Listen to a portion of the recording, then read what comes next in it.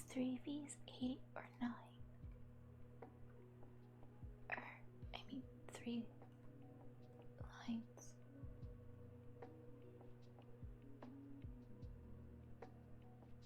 I can't remember.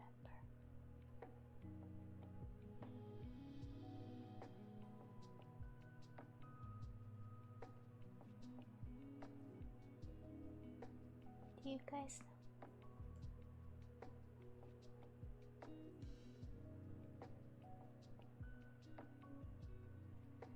Hopefully the music isn't too loud.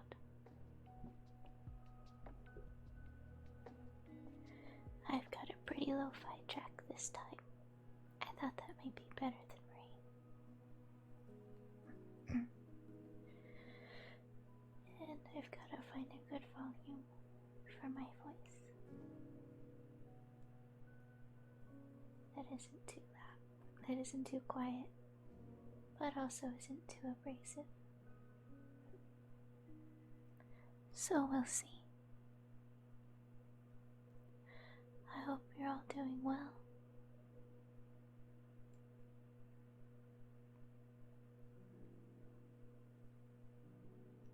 I think we're actually on chapter 9. It's hard to read Roman numerals, but oh well.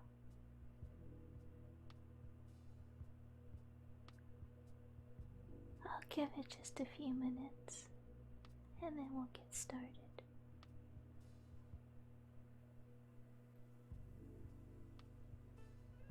I wanted to say thank you to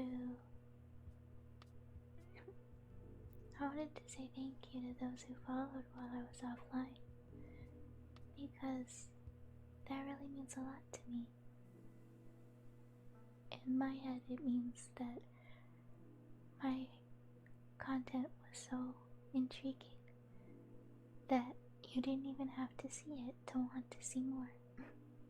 And I thank you very, very much. Also, hello Daiki. It's nice to see you. Yep, back to the relaxing times. I hope everything's coming across well.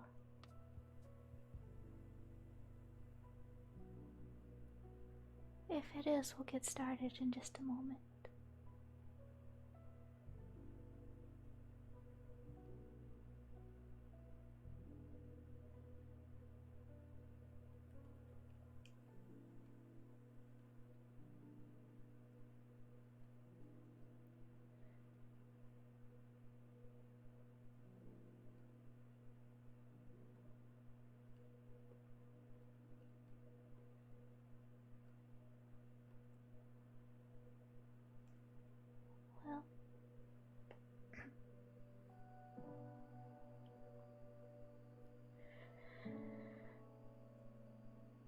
Well, I'm getting redlined, but I don't know how it's coming across for you, so I'll just assume it's working. We'll get started now with chapter probably 9, The Queen's Croquet Ground. Oh yeah, we're gonna be continuing to read Alice's Adventures in Wonderland. I forgot to say. Alright.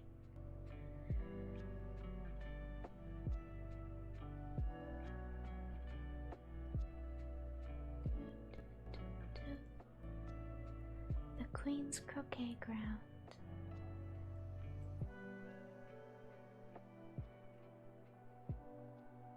Just pop that out real quick.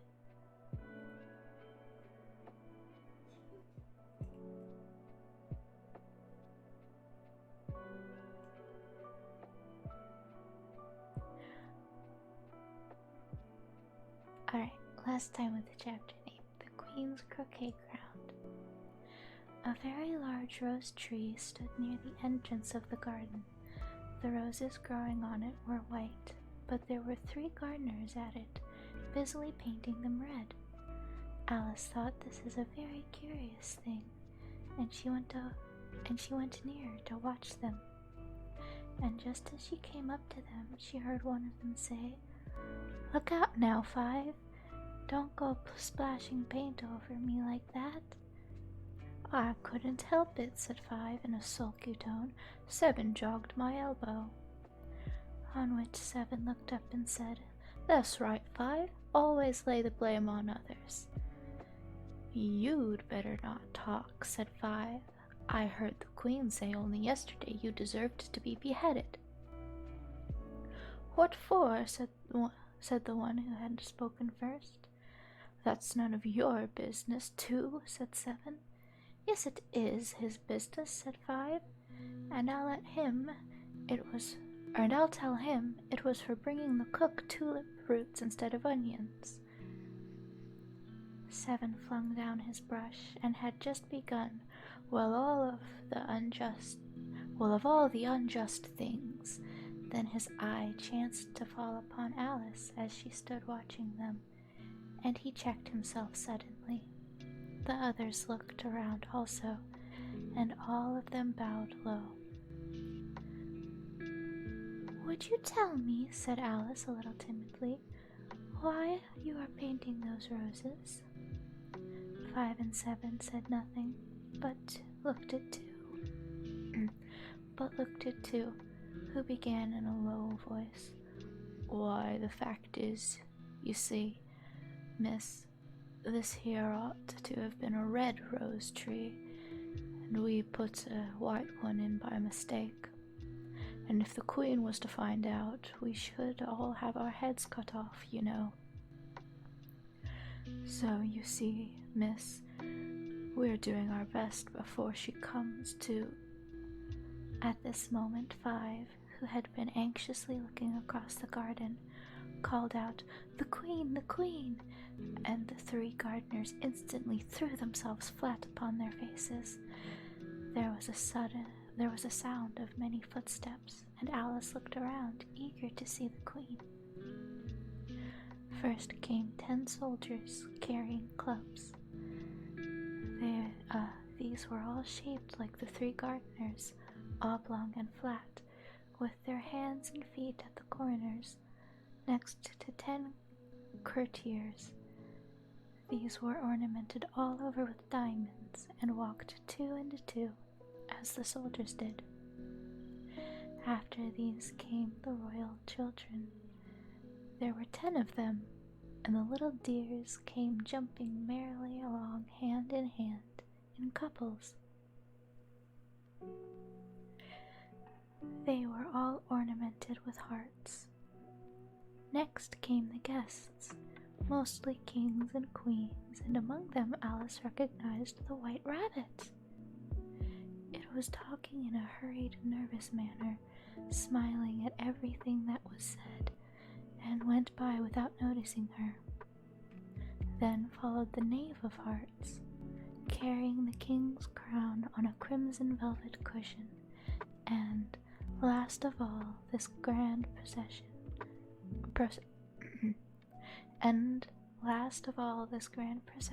came the King and Queen of Hearts. It's in all caps, so it's very important. Alice was rather doubtful whether she ought not to lie down on her face like the 3 gardeners, but she could not remember ever having heard of such a rule at processions. And besides, what would be the use of a procession, she thought, if people had all to lie down upon their faces so that they couldn't see it? So she stood still where she was and waited. When the procession came opposite to Alice, they all stopped and looked at her, and the Queen said severely, "Who is this?" She said it to the Knave of Hearts, who only bowed and smiled in reply. "Idiot," said the Queen, tossing her head impatiently, and turning to Alice, she went on, "What's your name, child?" "My name is Alice, so please, your Majesty," said Alice very politely, but she added to herself, "Why, They are only a pack of cards, after all. I needn't be afraid of them. And who are these? Said the queen, pointing to the 3 gardeners who were lying round the rose tree. For, you see, as they were lying on their faces, and the pattern on their backs was the same as the rest of the pack, she could not tell whether they were gardeners or soldiers or courtiers or 3 of her own children.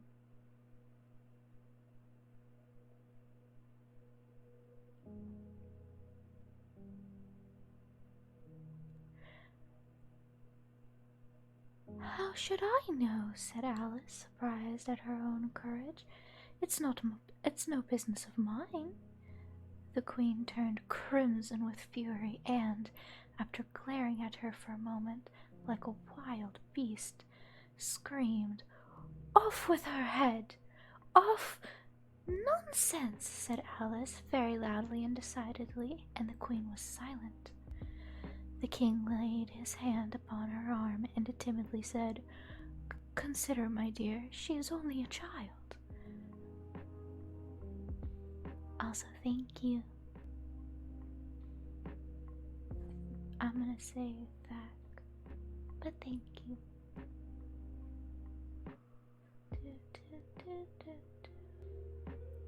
Oh goodness, you followed too. Thank you for that. And I hope you enjoy your time here. I did promise 5 minutes of comfort ASMR. If you'd like to not have that happen, I'll give you a moment to say so. But otherwise, we're gonna be distracted from the story for a moment.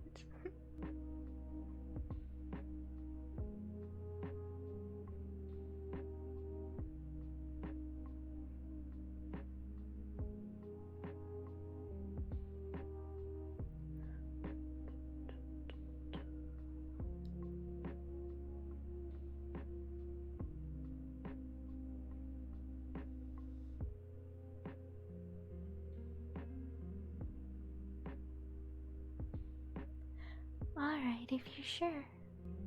It was a promise, though.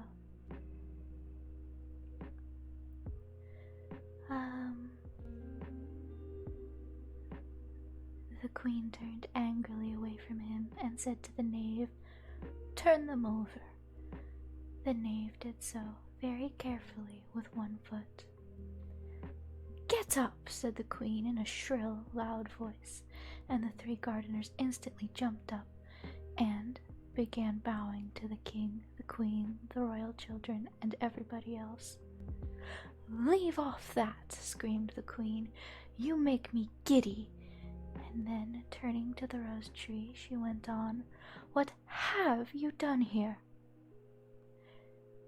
"May I please your majesty?" said Sue in a very humble tone, going down on 1 knee as he spoke. "We were trying—" "I see," said the queen, who had meanwhile been examining the roses. "Off with their heads!" And the procession moved on, 3 of the soldiers remaining behind to execute the unfortunate gardeners, who ran to Alice for protection.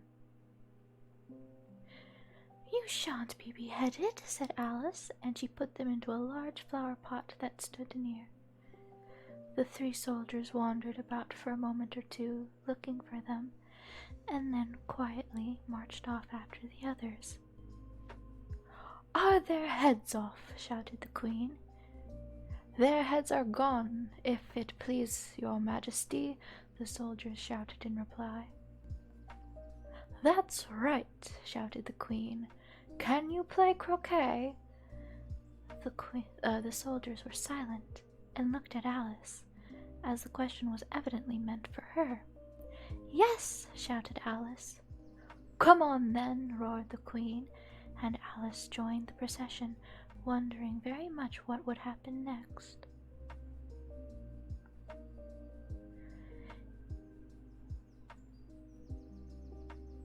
It's a very fine day," said a timid voice at her side.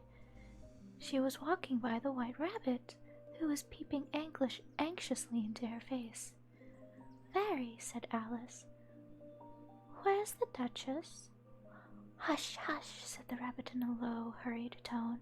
He looked anxiously over his shoulder as he spoke, and then raised himself upon tiptoe, put his mouth close to her ear, and whispered, "She's under sentence of execution." "What for?" said Alice. "Did you say, 'What a pity'?" the rabbit asked. "No, I didn't," said Alice. I don't think it's at all a pity. I said, 'What for?'" "She boxed the Queen's ears," the rabbit began. Alice gave a little scream of laughter. "Oh, hush!" the rabbit whispered in a frightened tone. "The Queen will hear you. You see, she came rather late, and the Queen said—" "Get to your places," shouted the Queen in a voice of thunder, and began running about and people began running about in all directions,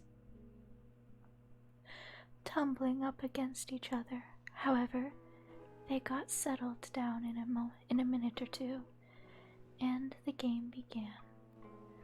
Alice thought she had never seen such a curious croquet ground in her life. It was all ridges and furrows. The balls were live hedgehogs, the mallets live flamingos, and the soldiers had to double themselves up to stand on their hands and feet to make the arches. The chief difficulty Alice found at first was in managing her flamingo. She succeeded in getting its body tucked away comfortably enough under her arm, with its legs hanging down, but generally, just as she had got its neck nicely straightened out, and was going to give the hedgehog a blow with its head, it would twist itself around and look up in her face with such a puzzled expression that she could not help bursting out laughing. And when she had got its head down and was going to begin again, it was very provoking to find that the hedgehog had unrolled itself and was in the act of crawling away. Besides all this, there was generally a ridge or furrow in the way wherever she wanted to send the hedgehog to, and as the doubled-up soldiers were always getting up and walking off to other parts of the ground, Alice soon came to the conclusion that it was a very difficult game indeed. The players all began at once, without waiting for turns, quarreling all the while, and fighting with the hedgehogs, and in a very short time the Queen was in a furious passion, and went stamping about and shouting, "Off with his head!" or "Off with her head!" about once in a minute. Alice began to feel very uneasy. To be sure, she had not as yet had any dispute with the Queen, but she knew that it might happen any minute. And then, she thought, what would become of me? They are dreadfully fond of beheading people here. The great wonder is that there's any one left alive. She was looking about for some way of escape, and wondering whether she could get away without being seen, when she noticed a curious appearance in the air. It puzzled her very much at first, but after watching it a minute or two, she made it out to be a grin. And she said to herself, "It's the Cheshire Cat. Now I shall have somebody to talk to." "How are you getting on?" said the cat, as soon as there was a mouth enough for it to speak with.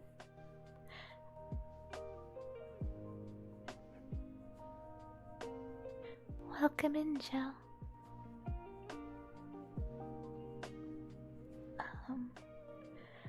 Alice waited until the eyes appeared and then nodded. It's no use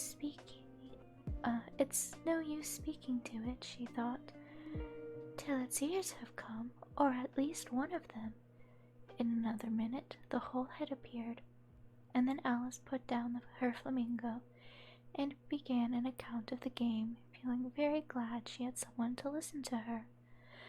The cat seemed to think that there was enough of it now in sight, and no more of it appeared. "I don't think they play at all fairly," Alice began, in a rather complaining tone. And they all quarrel so dreadfully, one can't hear oneself speak. And they don't seem to have any rules in particular. At least, if there are, nobody attends to them. And you've no idea how confusing it all is. It is, all the things being alive. For instance, there's the arch I've got to go through next, walking about at the other end of the ground. And I should have croqueted the Queen's hedgehog just now, only it ran away when it saw mine coming." "How do you like the Queen?" said the cat in a low voice. "Not at all," said Alice. "She's so extremely—" Just then she noticed that the Queen was close behind her, listening, so she went on, "likely to win. That it's hardly worth while finishing the game." The Queen smiled and passed on. "Who are you talking to?" said the King, going up to Alice and looking at the cat's head with great curiosity. "It's a friend of mine, a Cheshire cat," said Alice. Allow me to introduce it." "I don't like to look at it at all," said the King. "However, it may kiss my hand if it likes." "I'd rather not," the cat remarked. "Don't be impertinent," said the King. "And don't look at me like that." He got behind Alice as he spoke. "A cat may look at a king," said Alice. "I've read that in some book, but I don't remember where." "Well, it must be removed," said the King very decidedly, and he called the Queen, who was passing at the moment. "My dear, I wish you would have this cat removed." The Queen had only one way of settling all difficulties, great or small. "Off with his head," she said, without even looking round. "I'll fetch the executioner myself," said the King eagerly, and he hurried off. Alice thought she might as well go back and see how the game was going on, as she heard the Queen's voice in the distance, screaming with passion. She had already heard her sentence 3 of the players to be executed for having missed their turns, and she did not like the look of things at all, as the game was in such confusion that she never knew whether it was her turn or not. So she went in search of her hedgehog. The hedgehog was engaged in a fight with another hedgehog.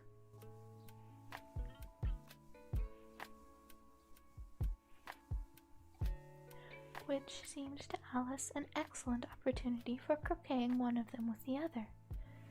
The only difficulty was that her flamingo was gone across to the other side of the garden, where Alice could see it trying, in a helpless sort of way, to fly up into a tree. By the time she had caught the flamingo and brought it back, the fight was over, and both the hedgehogs were out of sight. But it doesn't much matter, thought Alice, as all the arches are gone from this side of the ground. So she tucked it away under her arm, that it might not escape again, and went back for a little more conversation with her friend.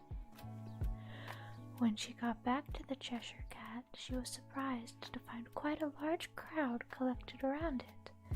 There was a dispute going on between the executioner, the King, and the Queen, who were all talking at once, while all the rest were quite silent and looking very uncomfortable. The moment Alice appeared, she She was appealed to by all three to settle the question, and they repeated their arguments to her, though, as they all spoke at once, she found it very hard indeed to make out exactly what they said. The executioner's argument was that you couldn't cut off a head unless there was a body to cut it off from, that he had never had to do such a thing before, and he wasn't going to begin at his time of life. The king's argument was that anything that had a head could be beheaded, and that you weren't to talk nonsense. The queen's argument was that if something wasn't done about it in less than no time, she'd have everybody executed all around. It was this last remark that had made the whole party look so grave and anxious. Alice could think of nothing else to say but, "It belongs to the Duchess. You'd better ask her about it." "She's in prison," the queen said to the executioner. "Go fetch her here." And the executioner went off like an arrow. The cat's head began fading away the moment he was gone, and by the time he had come back with the Duchess, it had entirely disappeared. So the king and the executioner ran wildly up and down looking for it, while the rest of the party went back to the game.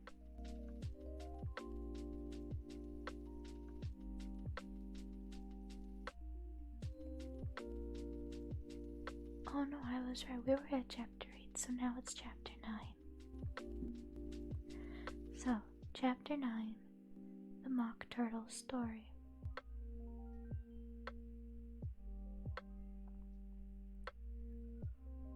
But just checking in.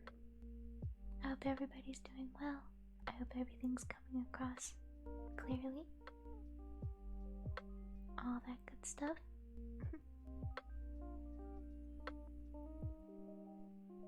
Welcome to those who are stopping by and who have stopped by, and all of that. I hope you're doing well. We'll probably take a little break in between each chapter, just to check in and say hi. Anyway, back to the story. Chapter 9, The Mock Turtle's Story. "You can't think how glad I am to see you again, you dear old thing," said the Duchess, as she tugged her arm affectionately. "That's good to hear, Jell. Thanks for letting me know." As she tucked her arm affectionately into Alice's, and they walked off together, Alice was very glad to find her in such a pleasant temper, and thought to herself that perhaps it was only the pepper that had made her so savage when they met in the kitchen. "When I'm a duchess," she said to herself, not in a very hopeful tone though, "I won't have any pepper in my kitchen at all. Soup does very well without. Maybe it's always pepper that makes people hot-tempered," she went on, very much pleased at having found out a new kind of rule. "And vinegar that makes them sour, and chamomile that makes them bitter, and barley sugar, and such things that make children sweet-tempered. I only wish people knew that, then they wouldn't be so stingy about it, you know." She had quite forgotten the Duchess by this time, and was a little startled when she heard her voice close to her ear. "You're thinking about something, my dear, and that makes you forget to talk. I can't tell you just now what the moral of that is, but I shall remember it in a bit." "Perhaps it hasn't one," Alice ventured to remark. "Tut-tut, child," said the Duchess. "Everything's got a moral, if only you can find it." And she squeezed herself up closer to Alice's side as she spoke. Alice did not much like keeping so close to her, First, because the Duchess was very ugly, and secondly, because she was exactly the right height to rest her chin upon Alice's shoulder, and it was an uncomfortably sharp chin. However, she did not like to be rude, so she bore it as well as she could. "The game's going on rather better now," said Alice, or she said by way of keeping up the conversation a little. "'Tis so," said the Duchess, "and the moral of that is, oh, 'tis love, that makes the world go round." "Somebody said," Alice whispered, "that it's done by everybody minding their own business." "Ah, well, it means much the same thing," said the Duchess, digging her sharp little chin into Alice's shoulder as she added, "and the moral of that is, take care of the scents, and the sounds will take care of themselves." How fond she is of finding morals in things, Alice thought to herself. "I dare say you're wondering why I don't put my arm around your waist," the Duchess said after a pause. "The reason is that I'm doubtful about the temper of your flamingo. Shall I try the experiment?" "He might bite," Alice cautiously replied, not feeling at all anxious to have the experiment tried. "Very true," said the Duchess. "Flamingos and mustard both bite, and the moral of that is, birds of a feather flock together." "Only mustard isn't a bird," Alice remarked. "Right as usual," said the Duchess. "What a clear way you have of putting things."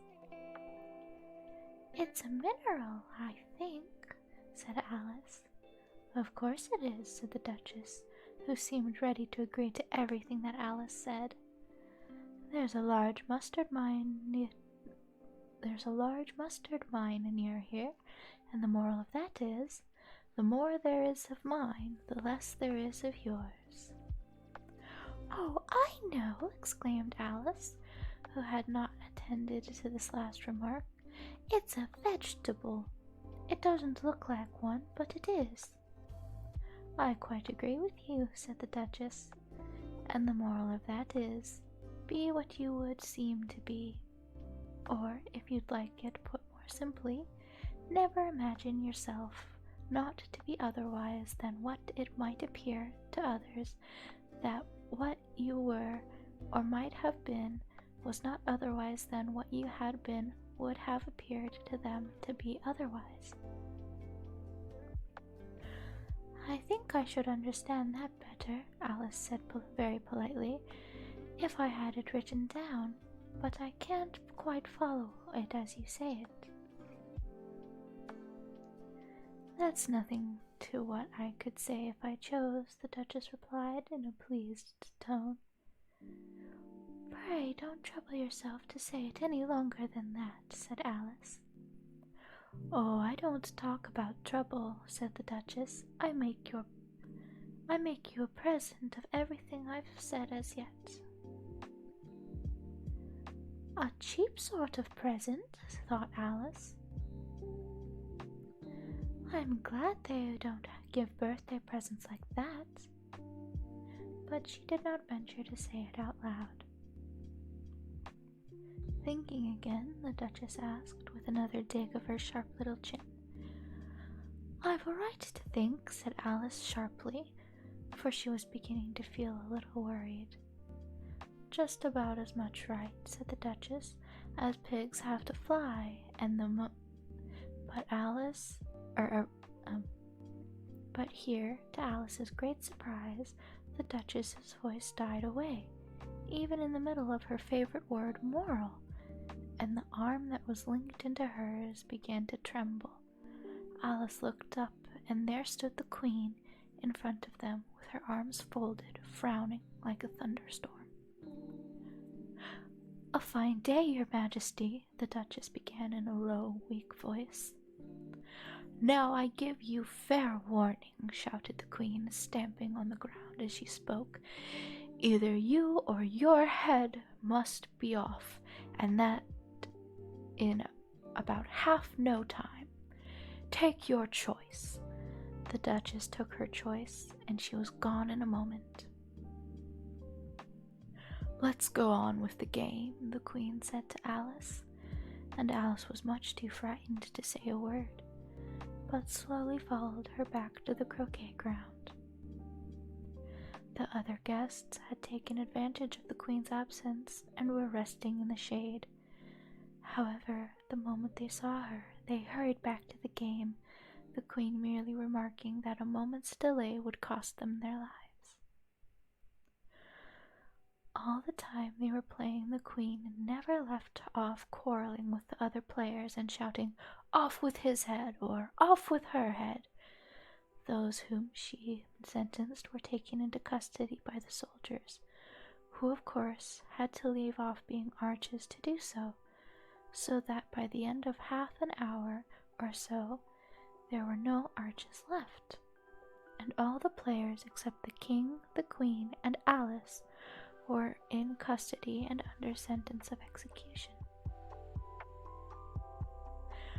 Then the Queen left off, quite out of breath, and said to Alice, "Have you seen the Mock Turtle yet?" "No," said Alice, "I don't even know what a Mock Turtle is." "It's the thing Mock Turtle soup is made from," the Queen said. "I never saw one or heard of one," said Alice. Ooh, squeak, sorry about that. "Come on then," said the Queen, "and he shall tell you his story." As they walked off together, Alice heard the King say in a low voice to the company generally, "You're all pardoned. Come, the King said, "You're all pardoned." "Come, that's a good thing," she said to herself, for she had felt quite unhappy at the number of executions the Queen had ordered. They very soon came upon a griffin lying fast asleep in the sun. If you don't know what a griffin is, look at the picture. If you really don't know what a griffin is, it's a flying eagle lion from probably Greek mythology. "Up, lazy thing," said the Queen, "and take this young lady to see the Mock Turtle, and to hear his story. I must go back and see after some executions I have ordered." And she walked off, leaving Alice alone with the griffin. Alice did not quite like the look of the creature, but on the whole she thought it would be quite as safe to stay with it as to go after that savage Queen, so she waited. The griffin sat up and rubbed its eyes. Then it watched the Queen till she was out of sight. Then it chuckled. "What fun," said the griffin, half to itself, half to Alice. "What is the fun?" said Alice. "Why, she," said the griffin. "It's all her fancy that they never executes nobody, you know. Come on." "Everybody says, 'Come on here,'" thought Alice, as she went slowly after it. "I never was so ordered about in all my life. Never." They had not gone far before they saw the Mock Turtle in the distance, sitting sad and lonely on a little ledge of rock, and as they came nearer, Alice could hear him sighing as if his heart were breaking. She pitied him deeply. "What is his sorrow?" she asked the griffin, and the griffin answered, very nearly in the same words as before, "It's all his fancy that he hasn't got no sorrow, you know. Come on." So they went up to the Mock Turtle, who looked at them with large eyes full of tears, but said nothing. "This here young lady," said the griffin, she wants for you to know She wants for to know your history, she do.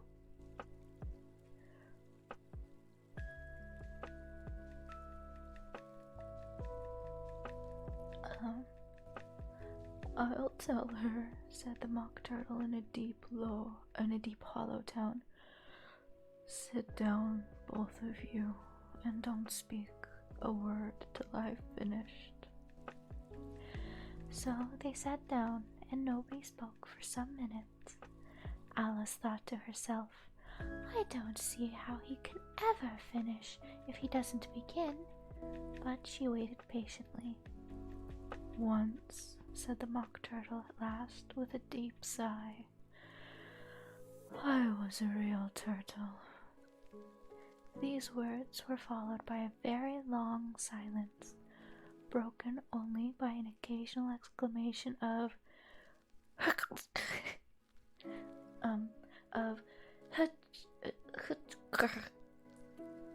from the griffin, and the constant heavy sobbing of the Mock Turtle. Alice was very nearly getting up and saying, Thank you, sir, for your interesting story, but she could not help but thinking there must be more to come, so she sat still and said nothing.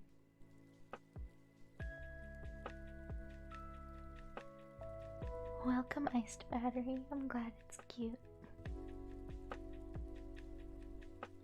Or I'm glad you find it adorable.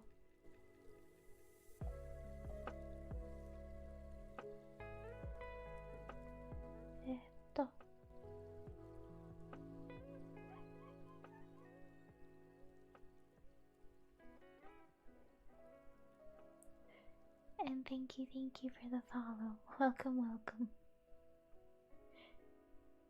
I did promise 5 minutes of a comfort ASMR for every follower.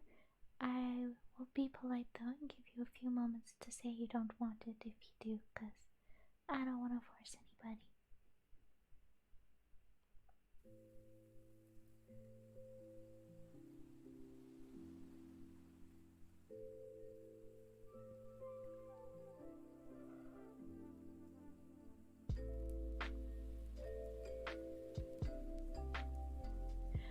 Will do. It'll probably be a little scuffed though, fair warning, because I've literally never done this before. But 5 minutes. Let's go. There.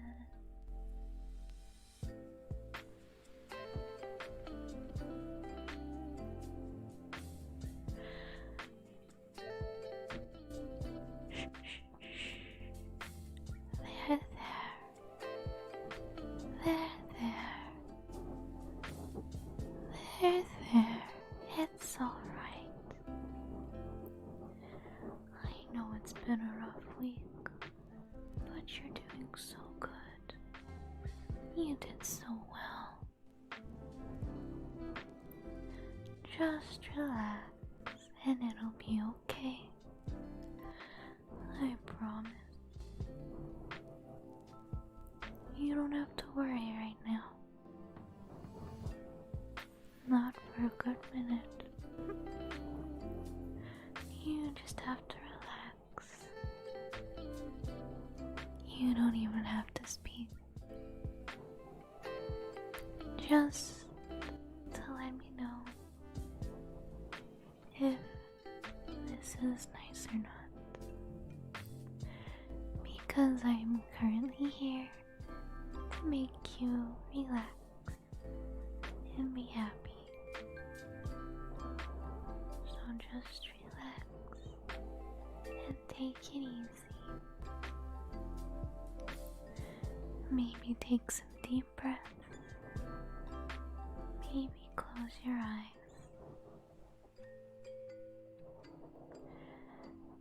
Pray I don't bump the microphone while petting your head. And relax.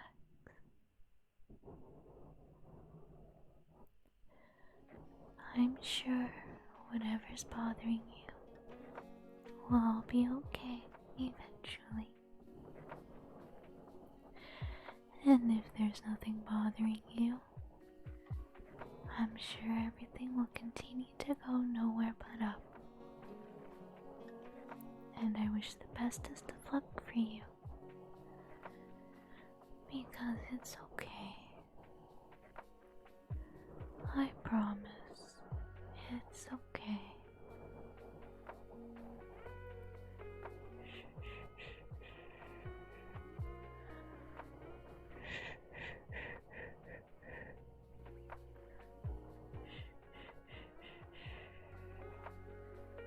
It's okay. Just relax. And everything will be fine. Just as long as you let it be. For now, all we're doing is listening to a nice story and thanking Iced Battery for dropping by and deciding to give us a try. So shh, quiet your thoughts. Every single negative thought that you may be having, just tell it.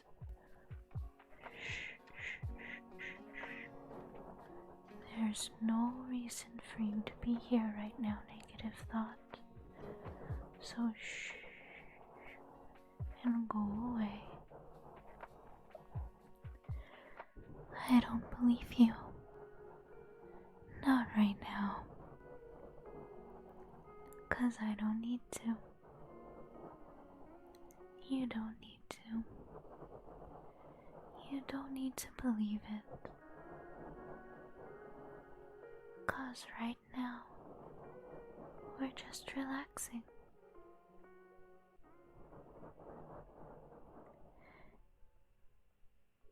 And it'll all be alright in the end. Because, as I always say, whatever happens in the past, or hang on, let me rephrase that. Whatever happens is the best that could have happened, because that's what happened.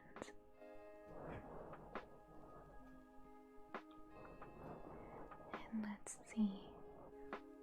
I didn't set a timer, so what's the time then? 13 to 18. That's 5 minutes. So we will say thank you one more time to Iced Battery for giving us a try. I hope this was nice and you enjoy it here. And I hope you enjoy the story.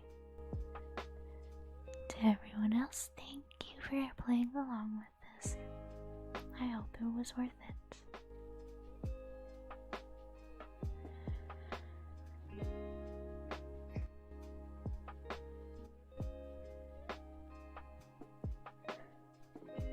And now,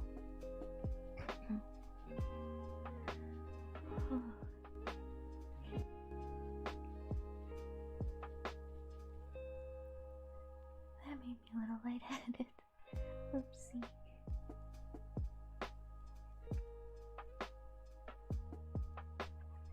I'm glad to hear that. Let's be sure to try to keep it safe while it's melted. Let's see now, where were we?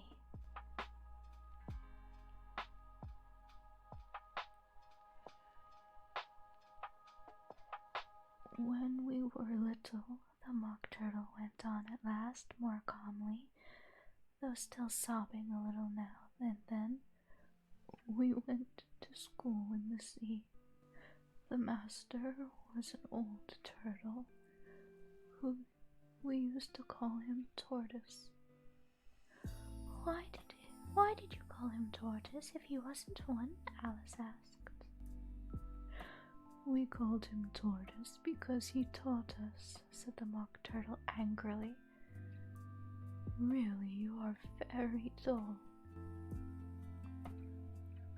You ought to be ashamed of yourself for asking such a simple question, added the Griffin. And then they both sat silent and looked at poor Alice, who felt ready to sink into the earth.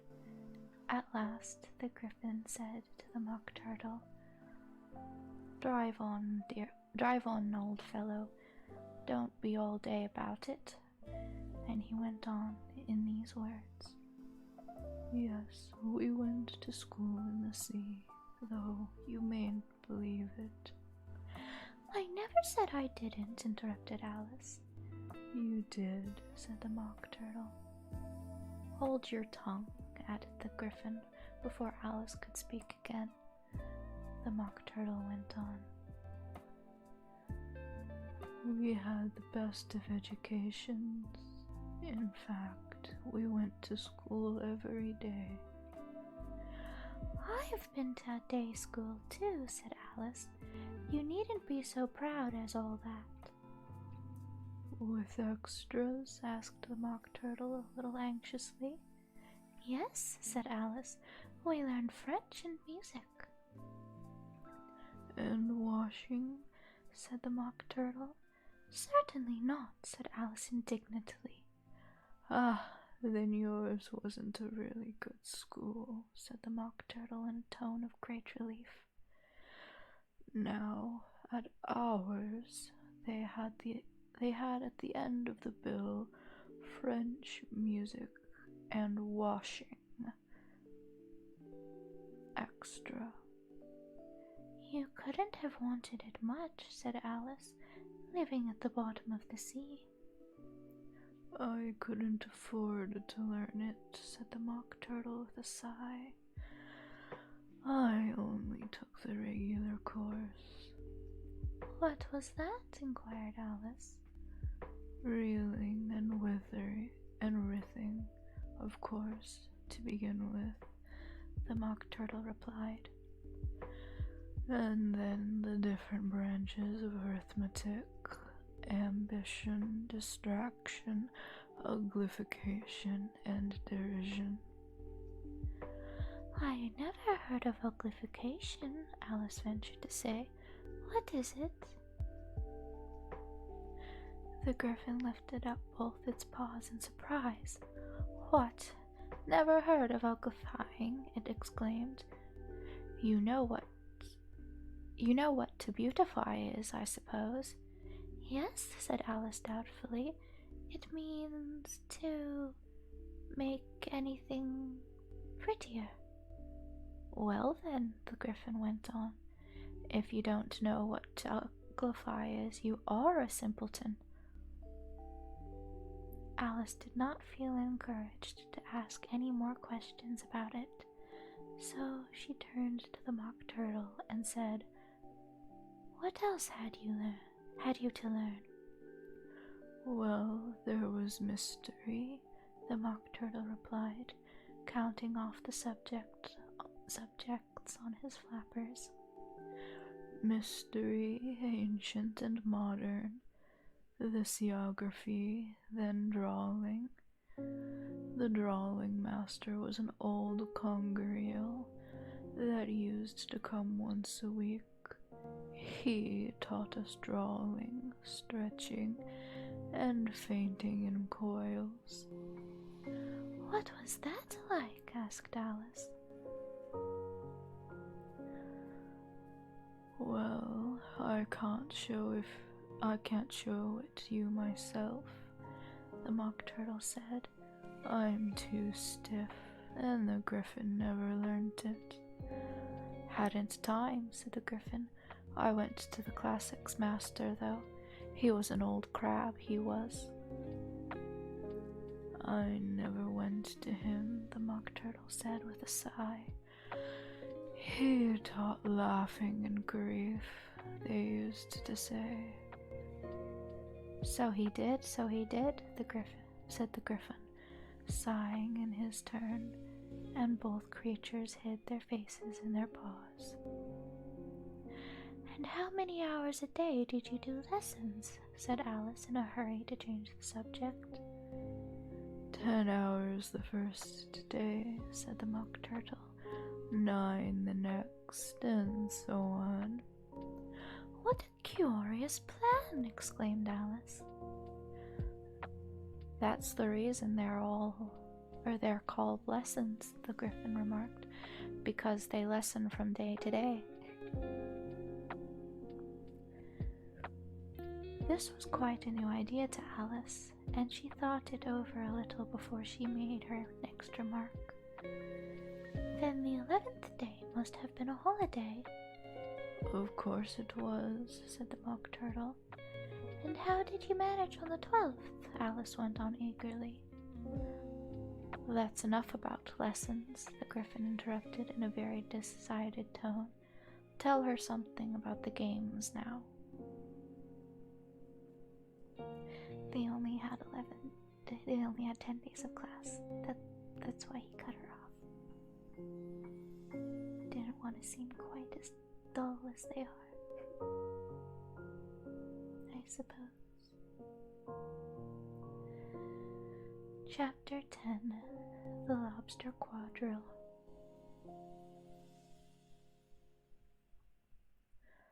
The Mock Turtle sighed deeply and drew the back of one flapper across his eyes.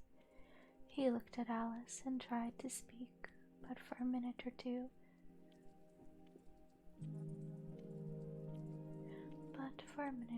sobs choked his voice. "Same as if he had a bone in his throat," said the Griffin, and it set to work shaking him and punching him in the back. At last the Mock Turtle recovered his voice, and, with tears running down his cheeks, he went on again. "You may not have lived much under the sea." "I haven't," said Alice.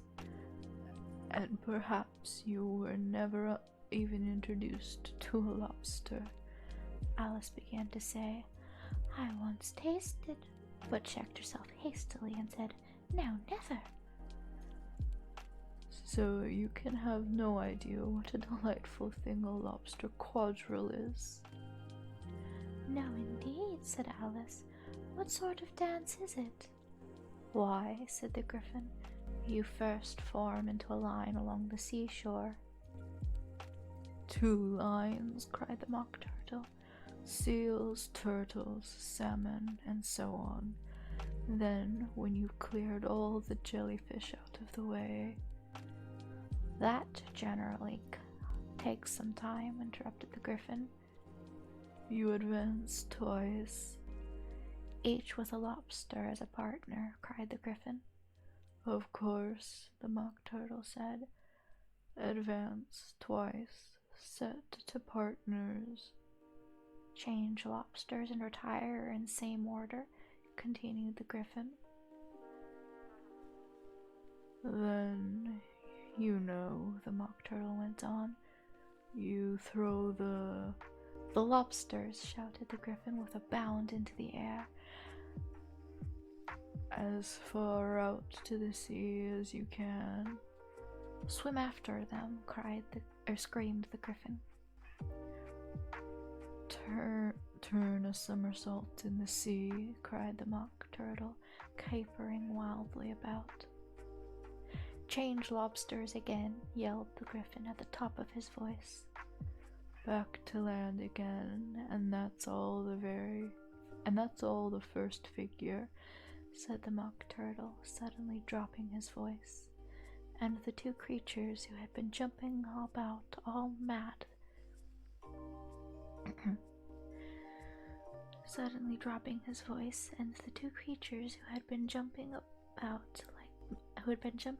like mad things all this time sat down again very sadly and quietly and looked at Alice. "It must be a very pretty dance," said Alice timidly. "Would you like to see a little of it?" said the Mock Turtle. "Very much indeed," said Alice.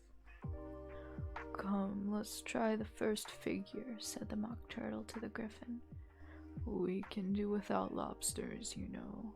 Which shall sing? Oh, you sing, said the Griffin. I've forgotten the words.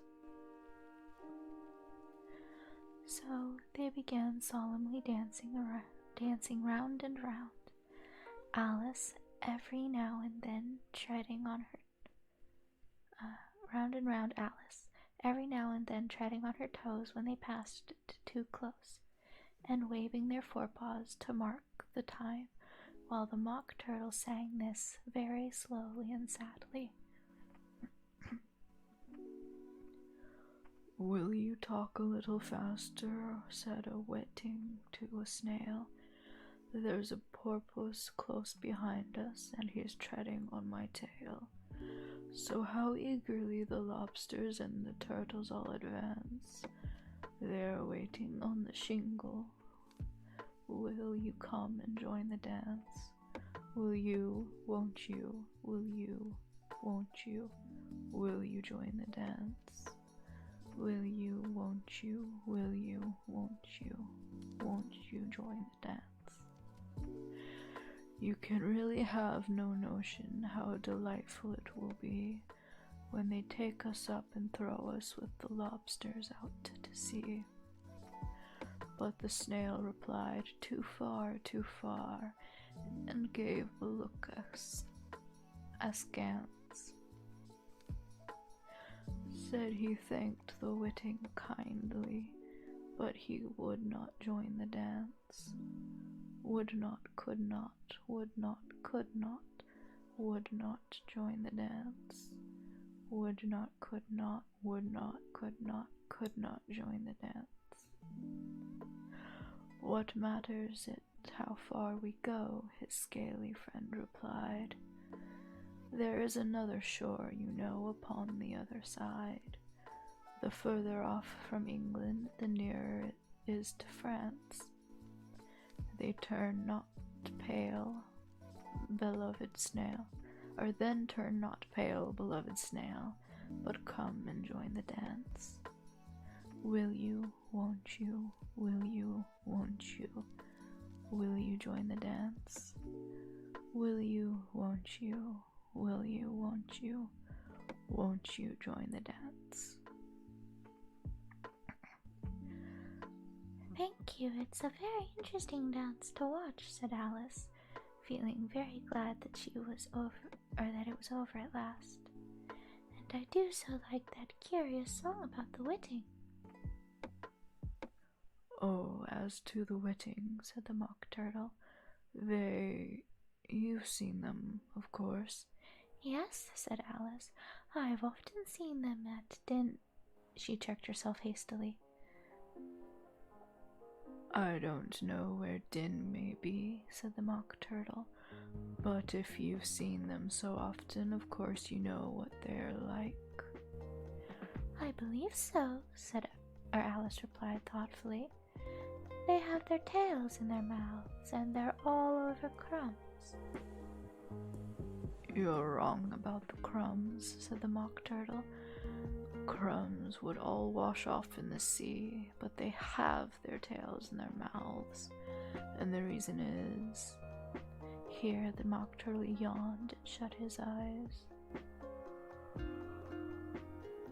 Tell her about the reason and all that, he said to the Griffin.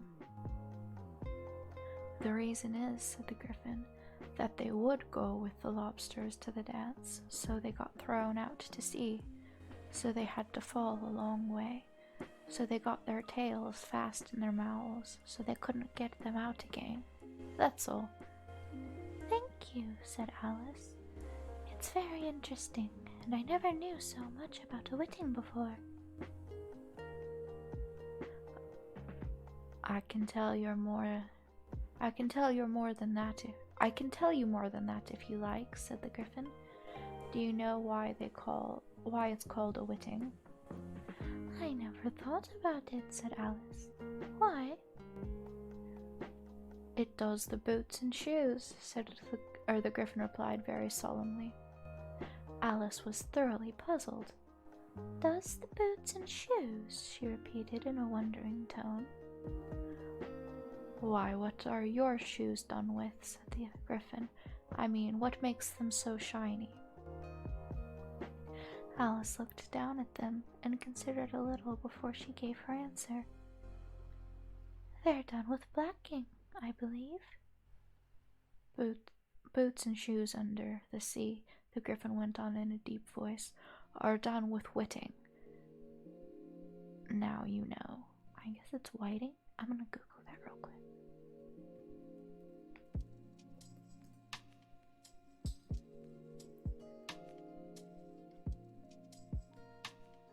How do you say it? Whiting. Oh, whiting. A slender-bodied marine fish of the cod family, which lives in shallow European waters and is a commercially imported food fish. And there are lots of very similar fish as well. Thank you, Oxford Languages.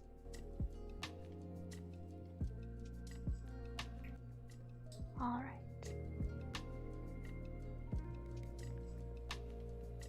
And what are they made of?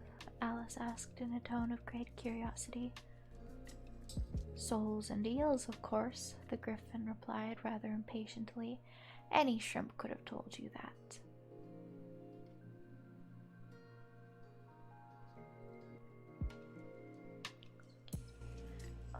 Any shrimp could have told you that. If I'd been the whiting, said Alice, whose thoughts were still running on the song, I'd have said to the porpoise, "Keep back, please, we don't want you with us." They were obliged to have him with them, the mock turtle said. No wise fish would go anywhere without a porpoise. Wouldn't it really? Said Alice in a tone of great surprise. Of course not, said the mock turtle. Why, if a fish came to me and told me he was going a journey, I should say, with what purpose? Don't you mean purpose? Said Alice. I mean what I say, the mock turtle replied in an offended tone, and the griffin added, Come, let's hear some of your adventures. I could tell you my adventures, beginning from this morning, said Alice a little timidly. But it's no use going back to yesterday, because I was a different person then. Explain all that, said the mock turtle. No, the adventures first, said the griffin in an impatient tone. Explanations take much a dreadful time. So Alice began telling them of her adventures from the time when she first saw the white rabbit. She was a little nervous about it just at first. The two creatures got so close to her, one on each side, and opened their eyes and mouths so very wide. But she gained courage as she went on. Her listeners were perfectly quiet till she got to the part about her repeating, "You are old, Father William," to the caterpillar, and the words all coming different, and the mock turtle drew a long breath and said, "That's very curious." It's all about as curious as it can be," said the griffin. It all came different, the mock turtle repeated thoughtfully. I should like to hear her try and repeat something now. Tell her to begin. He looked to the griffin as if he thought it had some kind of authority over Alice. Stand up and repeat, "'Tis the voice of the sluggard," said the griffin. How the creatures order one about and make one repeat lessons, thought Alice. I might as well be at school at once. However, she got up and began to repeat it, but her head was so full of the lobster quadrille that she hardly knew what she was saying, and the words came very queer indeed. 'Tis the voice of the lobster. Ah, I heard him declare, "You have baked me too brown, I must sugar my hair. As a duck with its as a duck with its eyelids, so he with his nose trims his belt and his buttons and turns out his toes." Later editions continued as follows.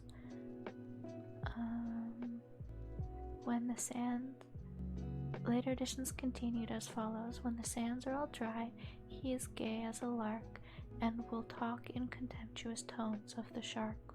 But when the tide rises and sharks are around, his voice has a timid and a tremulous sound. "That's different from what I used to say when I was a child," said the Griffin. "Well, I never heard it before," said the Mock Turtle, "but it sounds uncommon nonsense." Alice said nothing. She had sat down with her face in her hands, wondering if anything would ever happen in a natural way again. "I should like to have it explained," said the Mock Turtle. "She can't explain it," said the Griffin hastily. "Go on to the next verse." "But about the toes," the Mock Turtle persisted. "How could he turn them out with his nose, you know?" "It's the first position in dancing," Alice said, but was dreadfully puzzled by the whole thing, and longed to change the subject. "Go on to the next verse," the Griffin repeated impatiently. "It begins, 'I passed by his garden.'" Alice did not dare to disobey, though she felt sure it would all come wrong, and she went on in a trembling voice. "I passed by his garden, and marked with one eye how the owl and the panther were sharing a pie." Later editions continued as follows. "The panther took pie crust and gravy and meat, while the owl had the dish as it shared of the treat. When the pie was all finished, the owl, as a boon, was kindly permitted to pocket the spoon, while the panther received knife and fork with a growl, and concluded the banquet." "What is the use of repeating all this stuff?" the Mock Turtle interrupted.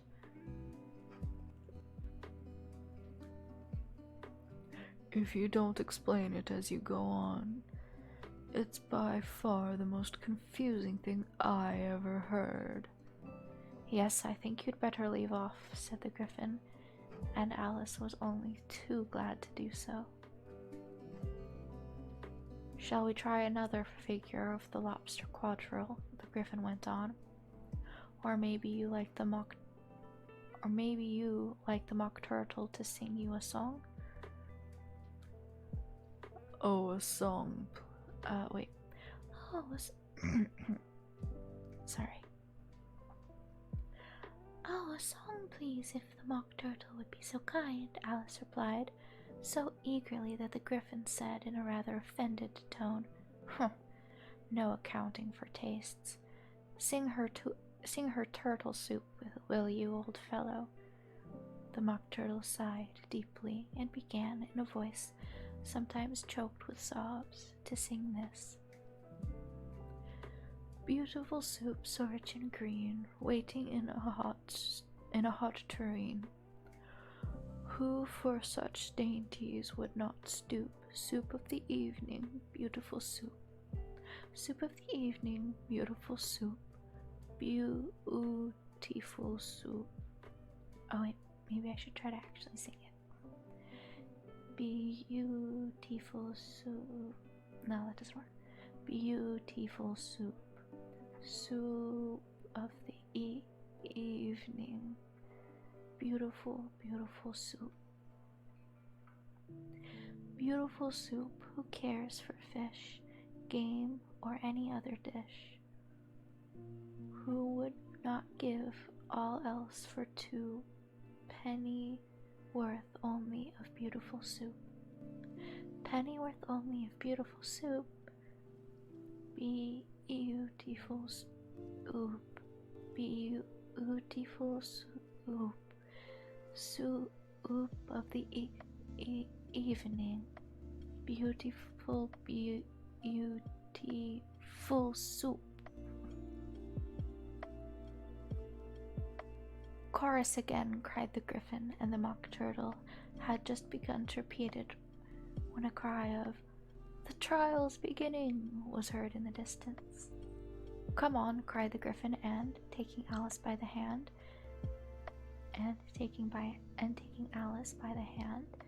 it hurried off without waiting for the end of the song. "What trial is it?" Alice panted as she ran, but the Griffin only answered, "Come on," and ran the faster, while more and more faintly came, carried on the breeze that followed them, the melancholy words, "Soup of the evening, beautiful, beautiful soup." Chapter 11, Who Stole the Tarts? But first, a little break and a check-in. How y'all doing? Oh my! Talvemir, I hope I said that right. Thank you for the follow and welcome. I'm sorry I missed that. If you would like, I am promising 5 minutes of comfort ASMR to everybody who follows. I won't force you, so I'll give you a moment to say if you don't want it, but that'll be next in just a moment if you don't.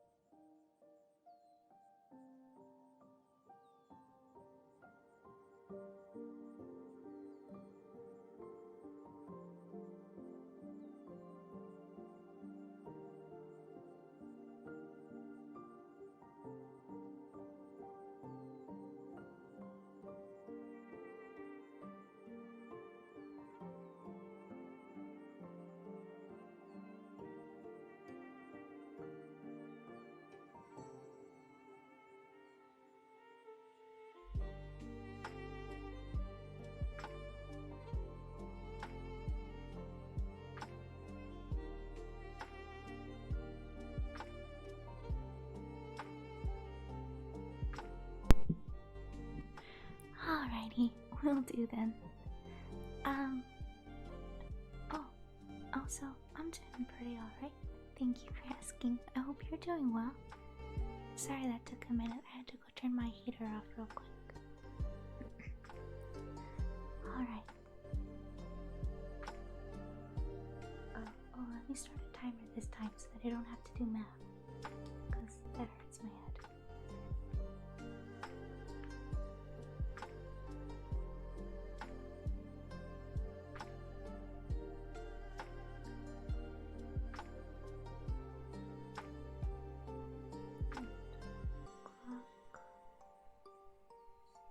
Timer 5 minutes. No noise should go off, so hopefully no noise goes off when it's done.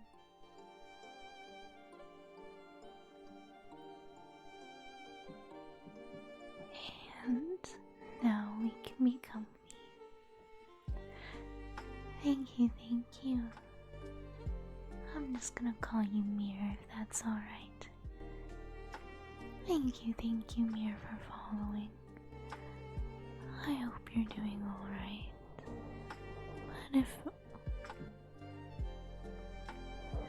But if not, it's okay. It'll be alright, I promise. Even if it doesn't seem like that right now. We can just relax here for now. We have a nice little story going. You've got some pets right now. And you know what we can say to any negative thoughts that might be coming around? We can say,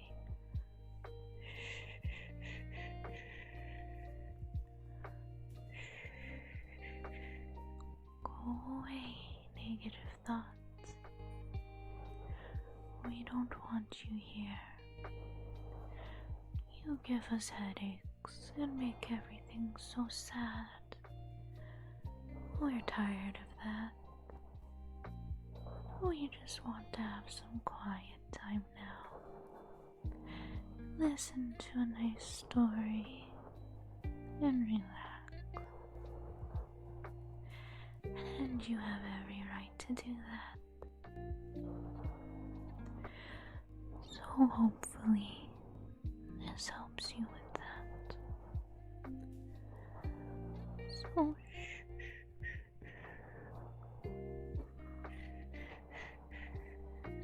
all the bad thoughts can go away. They can just fly right off like the butterflies in the movie for the book I'm reading. You know how they go with the toast for wings. They're silly little creatures, huh? We're just gonna let any negative thoughts fly away with them right now. Doesn't that sound like a good idea? It does to me, because then you'll be calm and you'll be able to feel better, Mir. And that's all I ever hope for. For you and everyone to be happy. So, just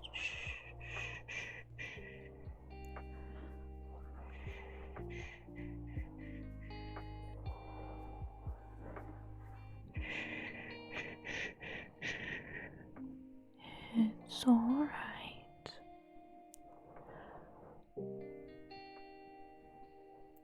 I promise. It's alright. All you need to do is relax. And if you relax, then the bad thoughts will leave you alone. 'Cause they'll see you're too tired. If you're too tired for them to relax, they'll leave you alone. I'm sure of it. So let's just take it easy.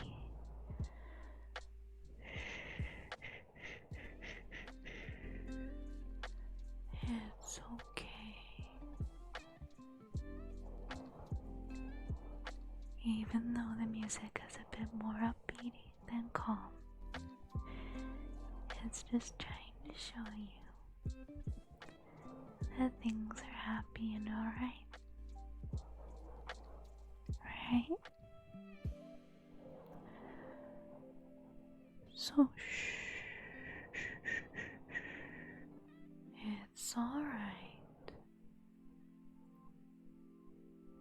I know that's a vibrating noise. That might have been startling, but it's alright. It just means that it's time to thank Mir for stopping by one more time. To say, thank you, Mir. I hope you enjoy it here and can continue to. I hope that was adequately calming. And to everyone else, thank you for sticking by. I hope that wasn't unbearable for you as well. We'll take a moment, and then we'll get back to the story.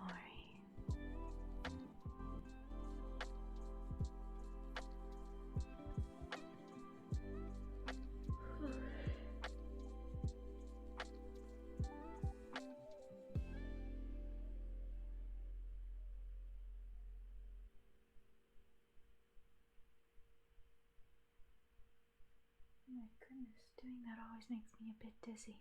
And I've only had to do it twice so far.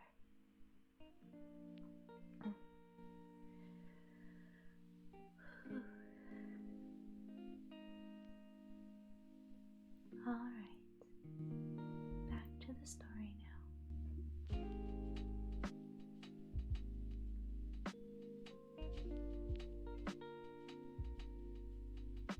You're very welcome, Mir. I'm glad it could help.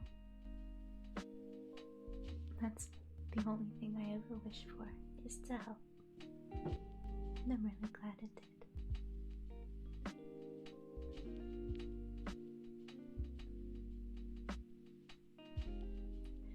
Maybe I can do some more of that a little later. I think the story is close to done. And we've only been going for an hour. So this might take another turn if it's a little too short. Alright. Chapter 11. Who Stole the Tarts? The King and Queen of Hearts were seated in their throne when they arrived, with a great crowd assembled about them. All sorts of little birds and beasts, as well as the whole pack of cards. The knave was standing before them, in chains, with a soldier on each side to guard them. And near the king was the white rabbit, with a trumpet in hand and a scroll of parchment in the other. In the very middle of the court was a table, with a large dish of tarts upon it. They looked so good that it made Alice quite hungry to look at them. I wish they'd get the trial done, she thought, and hand round the refreshments. But there seemed to be no chance of this, so she began looking at everything about her to pass the time.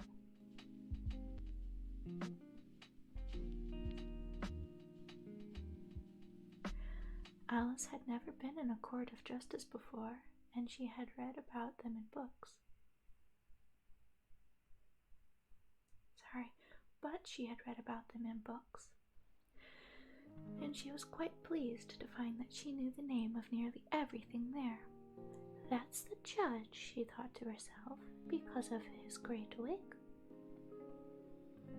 The judge, by the way, was the king, and as he wore his crown over his wig, look at the front piece if you want to see how he did it. He did not look at all comfortable, and it was certainly not becoming.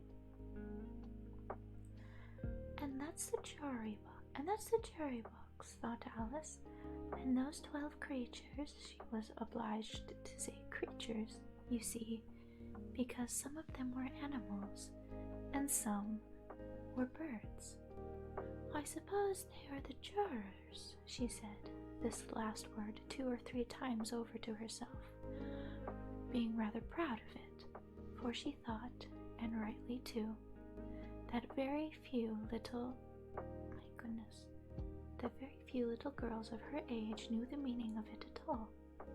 However, jurymen would have done just as well.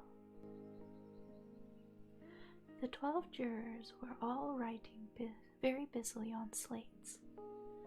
"What are they doing?" Alice whispered to the Griffin. "They can't have anything to put down yet before the trial's begun." "They're putting down their names," the Griffin whispered in reply, for fear they should forget them before the end of the trial. "Stupid things," Alice began in a loud, indignant voice, but she stopped hastily, for the White Rabbit cried out, "Silence in the court!" and the Oof, squeaky. Silence in the court, and the king put on his spectacles and looked anxiously round to make out who was talking. Alice could see, as well as if she were looking over their shoulders, that all the jurors were writing down stupid things on their slates, and she could even make out that one of them didn't know how to spell stupid, and that he had to ask his neighbor to tell him. A nice muddle their slates will be in before the trial's over, thought Alice. One of the jurors had a pencil that squeaked. This, of course, Alice could not stand, and she went round the court and got behind him, and very soon found an opportunity of taking it away. She did it so quickly that the poor little juror, it was Bill the Lizard, could not make out at all what had become of it. So, after hunting all about for it, he was obliged to write with one finger for the rest of the day. And this was of very little use, as it left no marks on the slate. "Harold, read the accusations," said the king. On this, the White Rabbit blew 3 blasts on the trumpet, and then unrolled the parchment scroll and read as follows. "The Queen of Hearts, she made some tarts, all on a summer day. The Knave of Hearts, he stole those tarts, and took them quite away." "Consider your verdict," the king said to the jury. Not yet," the rabbit hastily interrupted. "There's a great deal to come before that." "Call the first witness," said the king, and the rabbit blew 3 blasts on the trumpet and called out, "First witness!" And cried out, "First witness." The first witness was the Hatter. He came in with a teacup in one hand and a piece of bread and butter in the other. "I beg your pardon, your majesty," he began, "for bringing those in, but I hadn't quite finished my tea when I was sent for." "You ought to have finished," said the king. "When did you begin?" The Hatter looked at the March Hare, who had followed him into the court, arm in arm with the Dormouse. 14th of March, I think it was, he said. My goodness, it won't scroll. 15th, said the March Hare. 16th, said the Dormouse. "Write that down," the king said to the jury, and the jury eagerly wrote down all 3 dates on their slates, and then added them up and reduced the answers to shillings and pence. "Take off your hat," the king said to the Hatter. "It isn't mine," said the Hatter. "Stolen!" the king exclaimed, turning to the jury, who instantly made a memorandum of the fact. "I keep them to sell," the Hatter added as an explanation. "I've none of my own. I'm a Hatter." Here the queen put on her spectacles and began staring at the Hatter, who turned pale and fidgeted. "Give your evidence," said the king, "and don't be nervous, or I'll have you executed on the spot." This did not seem to encourage the witness at all. He kept shifting from one foot to the other, looking uneasily at the queen, and in his confusion he bit a large piece out of his teacup instead of the bread and butter. Just at this moment Alice felt a very curious sensation, which puzzled her a good deal until she made out what it was. She was beginning to grow larger again, and she thought at first she would get up and leave the court, but on second thoughts she decided to remain where she was for as long as there was room for her. I wish you wouldn't squeeze so," said the Dormouse, who was sitting next to her. "I can hardly breathe." "I can't help it," said Alice very meekly. "I'm growing." "You've You've no right to go here, said the Dormouse. Don't talk nonsense, said Alice more boldly. You know you're growing too. Yes, but I grow at a reasonable pace, said the Dormouse. Not in that ridiculous fashion. And he got up very sulkily and crossed over to the other side of the court. At this time the Queen had never left off staring at the Hatter, and just as the Dormouse crossed the court, she said to one of the officers of the court, "Bring me the list of the singers in the last concert," on which the wretched Hatter trembled so that he shook both his shoes off.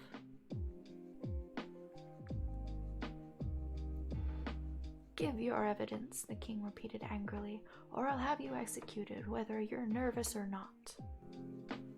"I'm a poor man, your majesty," the Hatter began in a trembling voice, "and I hadn't begun my tea not above a week or so, and what with the bread and butter getting so thin and the twinkling of the tea—" "The twinkling of the what?" said the king. "It began with the tea," the Hatter replied. Of course twinkling begins with the tea," said the king sharply. "Do you take me for a dunce? Go on." "I'm a poor man," the Hatter went on, "and most things twinkled after that. Only the March Hare said—" "I didn't," the March Hare interrupted in a great hurry. "You did," the Hatter said. "I deny it," said the March Hare. He denies it. My goodness, what voice did I have for the king? "He denies it," said the king. "Leave out that part." "Well, at any rate, the Dormouse said," the Hatter went on, looking anxiously round to see if he would deny it too. But the Dormouse denied nothing, being fast asleep. "After that," continued the Hatter, "I cut some more bread and butter." What did the Dormouse say?" one of the jury asked. "That I can't remember," said the Hatter. "You must remember," remarked the king, "or I'll have you executed." The miserable Hatter dropped his teacup and bread and butter, and went down on one knee. "I'm a poor man, your majesty," he began. "You're a very poor speaker," said the king. Here one of the guinea pigs cheered, and was immediately suppressed by the officers of the court. As that is rather a hard word, I will just explain to you how it was done. They have a large canvas bag, which tied up at the mouth with a string. Into this they slipped the guinea pig, head first, and then sat upon it. Weirdness. Oh, thank you for the reminder, Mir. I actually forgot my drink, so I'm gonna see how long I can last. But I won't push it too long, promise.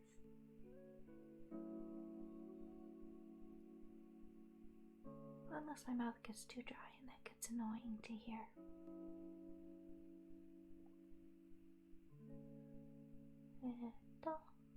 They bagged up the guinea pig and sat on it. "I'm glad I've seen that done," thought Alice. "I've so often read in the newspapers at the end of trial. I've so often read in newspapers at the end of trials. There was some attempt at applause, which was immediately suppressed by the officers of the court, and I never understood what it meant till now."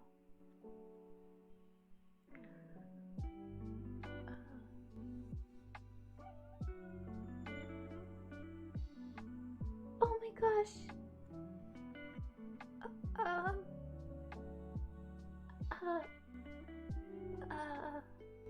Hi.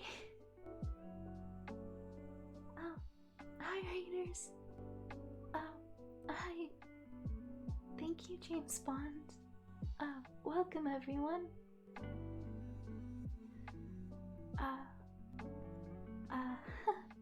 Sorry,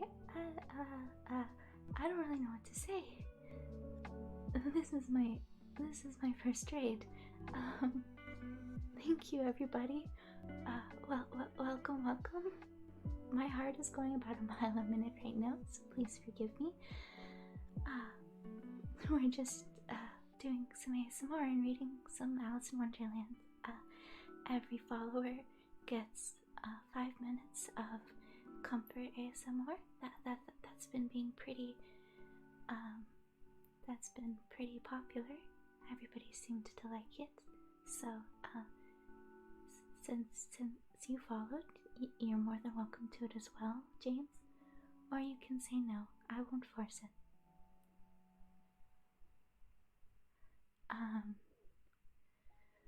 Oh wow. Yeah, welcome. Yeah. I don't really know what I'm sorry, this is totally thrown off now. I don't know how to accept a raid yet.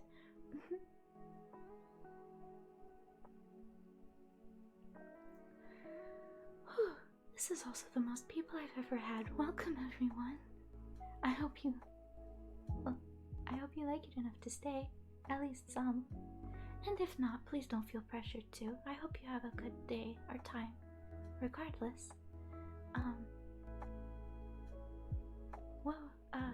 What were you last doing, James? I hope your stream went well.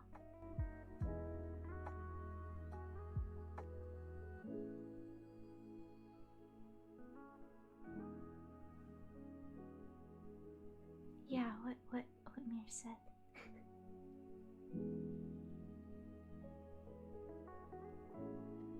Oh, nice.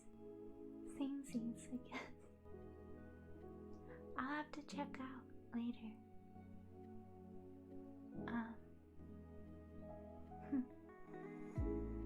Yeah. Well. I'm gonna shut up now because I'm just gonna stumble and mutter and be overly flustered if I don't move on. So, here's your 5 minutes of comfort. The timer does buzz. I don't know how to turn that off. But, oh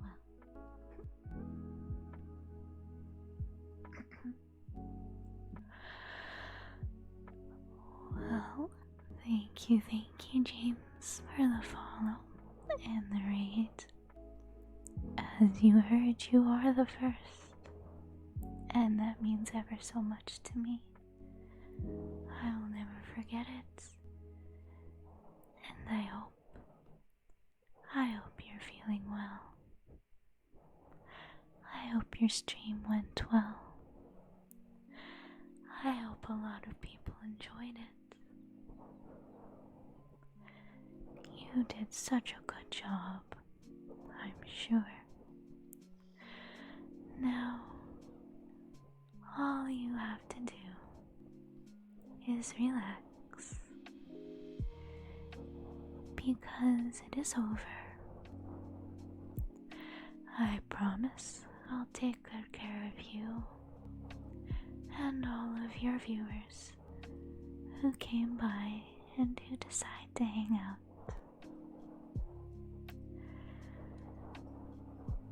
You all had a very long time, I'm sure. And if you're going from ASMR to ASMR, you must be rather stressed, or at the very least exhausted. And that's okay. You can just relax. And we can even tell those bad thoughts to tell them to just and go away. They don't need to be here. They don't need to torment you.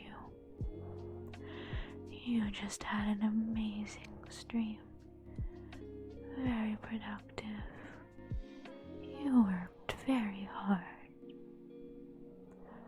So they can just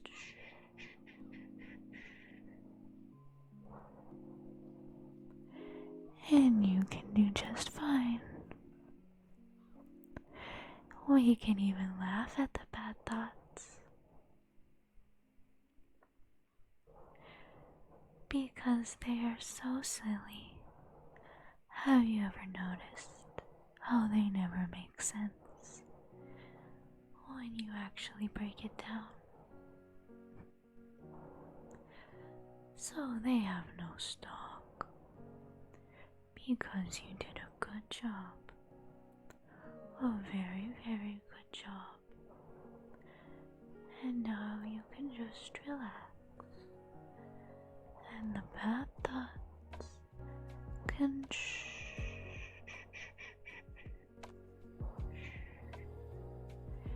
and you can and relax and be calm, and it'll all be alright.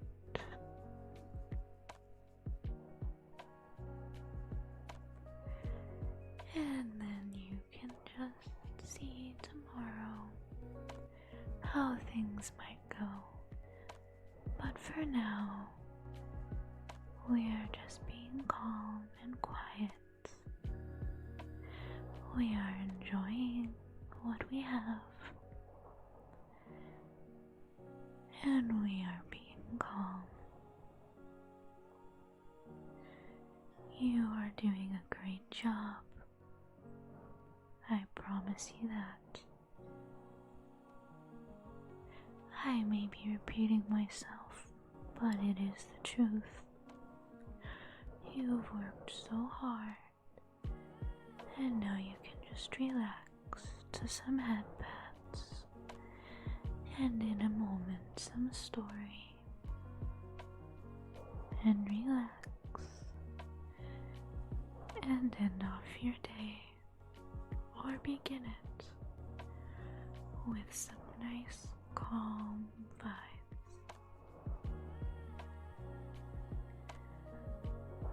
And that's all that matters, is that you did your best. And everyone appreciates that, and you should too.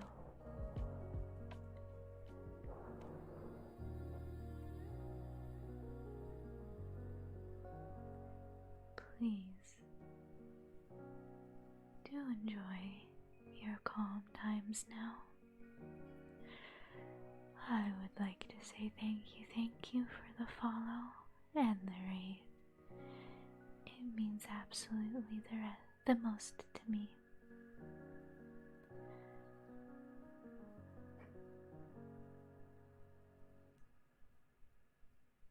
And yeah.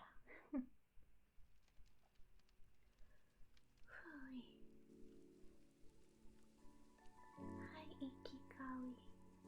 Welcome.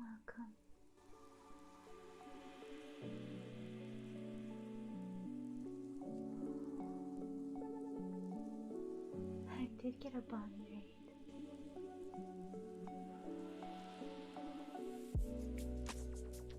You better enjoy your day too though. Even if that was sponsored, the words go to everyone as well. You should be able to relax and be calm and be happy. Because you deserve it. Facts.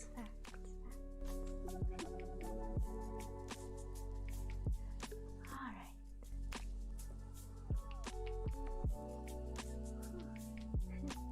I'll just take a moment and chill out. And then we'll get back to the story.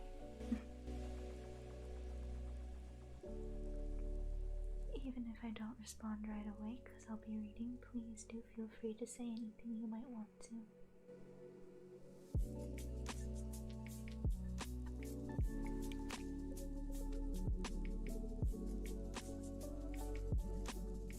And one more time, time because I truly can't get over it. Thank you, thank you, thank you, thank you, Bond, and everybody for the raid and for stopping by.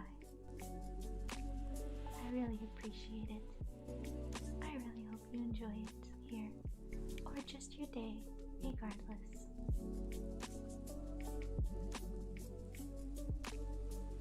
And I will never forget this. Alright. Enough of the mushy-gushy and the repetition. Let's do a crazy-ass court trial that makes even less sense than what I have said so far.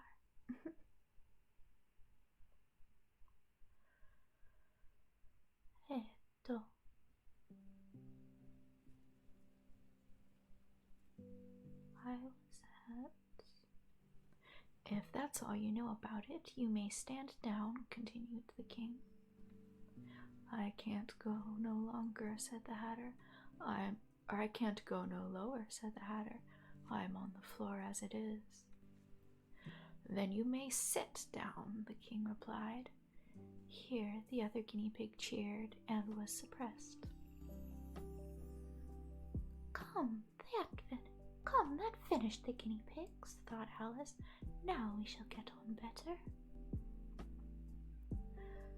I'd rather finish my tea, said the Hatter with an anxious look at the Queen, who was reading the list of singers.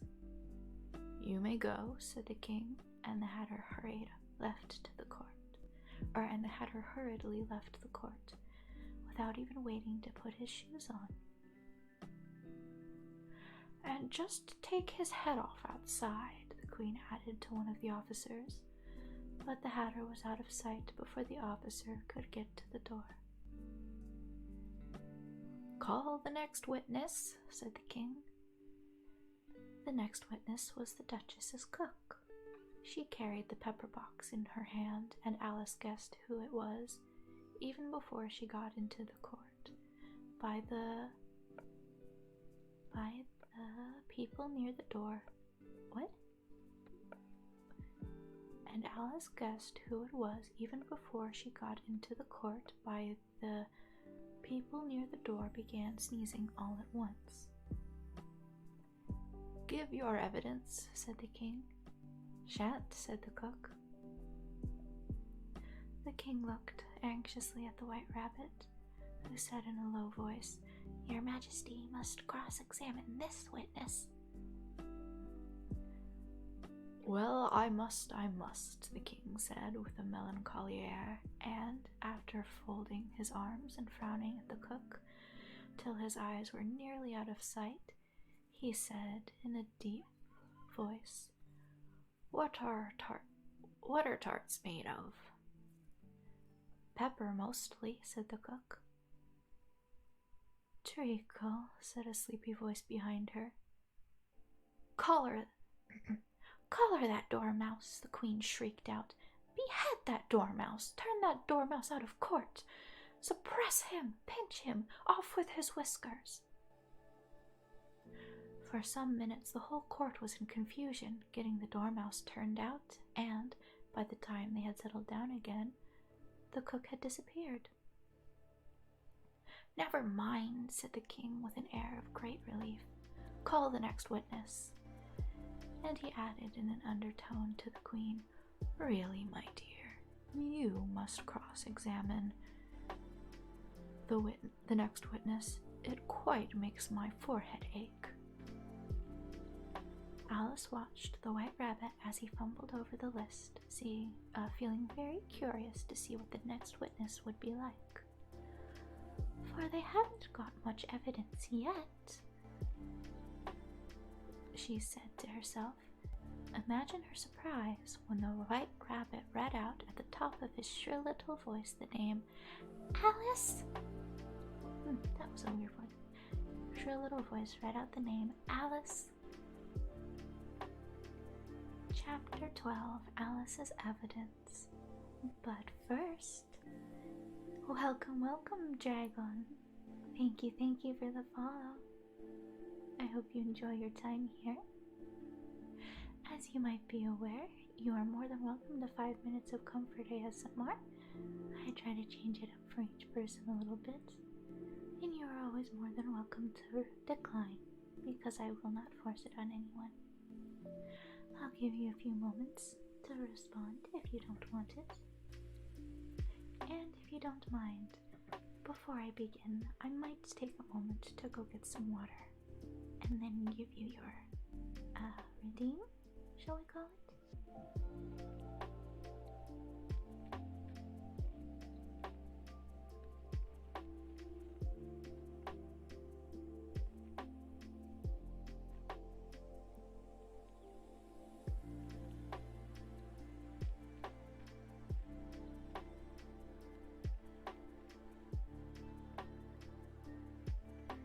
Anyway, yeah, I think that's what I'll do. If y'all don't mind, I'll be right back, and I'll go get some water. I don't actually have a break message, so let's just switch to here. And we will say, well, nobody will be able to see my chat if they come in new, so I'll be right back. Give me a few minutes. If anybody is confused, please let them know. Alright, I'll shut up now.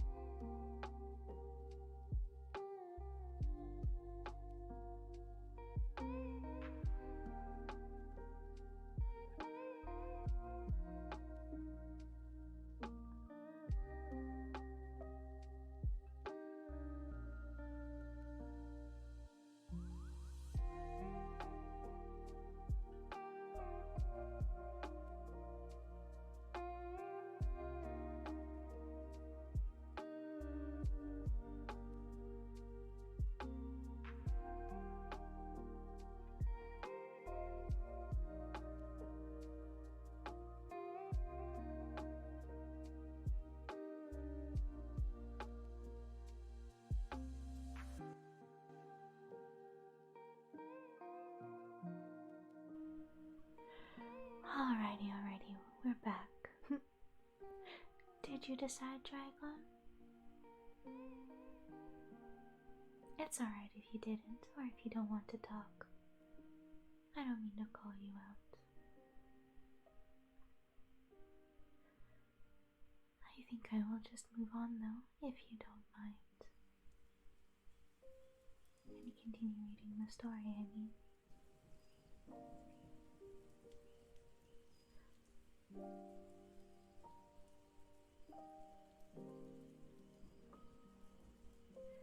Very well. Well, you're still welcome to it anytime you change your mind this stream, if you do so. Chapter 11, Alice's Evidence. Here, cried Alice, quite forgetting in the flurry of the moment how large she had grown in the last few minutes, and she jumped up in such a hurry that she tipped over.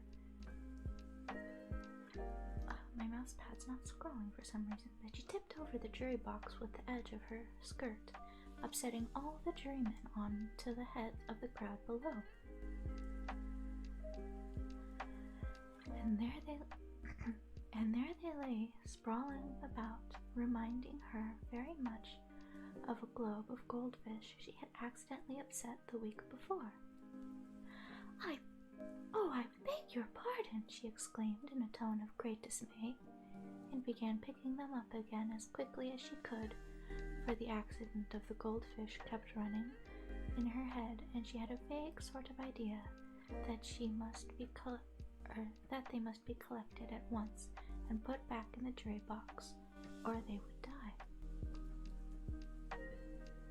The trial cannot proceed, said the king in a very grave voice, until all the jurymen are back in their proper places. All, he repeated with great emphasis, looking hard at Alice as he said so. Alice looked at the jury box and saw that, in her haste, she had put the lizard in head downwards, and the poor little thing was waving its tail about in a melancholy way, being quite unable to move. She soon got it out again and put it right. Not that it signifies much, she said to herself. I should think it would be quite as much use in the trial one way up as the other. As soon as the jury had a little recovered from the shock of being upset, and their slates and pencils had been found and handed back to them, they set to work very diligently to write up a history of the accident, all except the lizard, who seemed too much overcome to do anything but sit with his mouth open, gazing up into the roof of the court. What do you know about this business? The king said to Alice. Nothing, said Alice. Nothing whatever, persisted the king. Nothing whatever, said Alice. That's very important, the king said, turning to the jury. They were just beginning to write this down on their slates when the White Rabbit interrupted. Unimportant? Your Majesty means, of course, he said in a very respectful tone, but frowning and making faces at him as he spoke. Unimportant, of course, I meant, the king hastily added, and went on to himself in an undertone. Important, unimportant, unimportant, important, as if he was trying which word sounded best.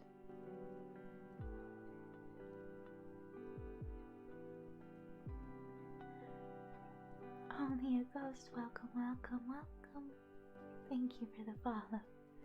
I hope you enjoy your time here. And as you might have heard, you are more than welcome to 5 minutes of comfort ASMR, if you so choose. I will keep reading for a few moments until you say whether, or to give you a chance to say if you do not want it. And if you do, then I will begin. If not, thank you for stopping by, and I do hope sincerely that you enjoy it here.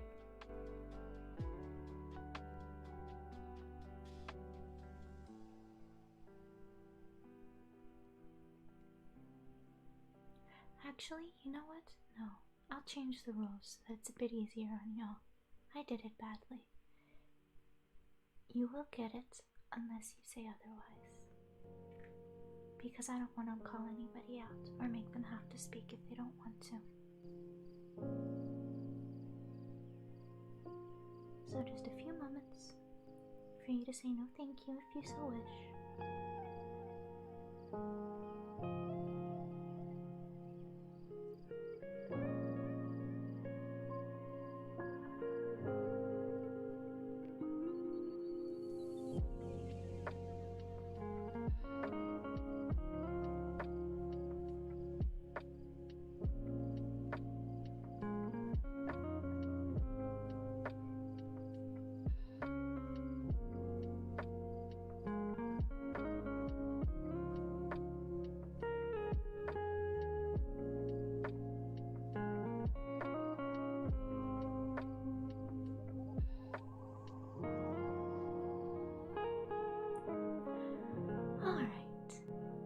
was no objection, so you get 5 minutes of comfort.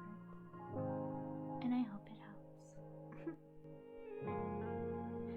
The timer will make a little buzz when it goes off, and I do hope it doesn't disturb you all too much. I'm not sure if the microphone can pick it up. But only a ghost. Thank you for the follow. I'm glad that you found me, because I'm sure you could use some hugs. And maybe some help. Some comfort, I mean. And it's alright if you do. It's always alright if you need help. It's never a bad thing to ask. Even if it seems like a struggle. It's still alright. You do the best you can. And I know you do. And I think you're so strong for that. The strongest you could possibly be. For whatever outcome happens is the best outcome that could happen, because it's what happened.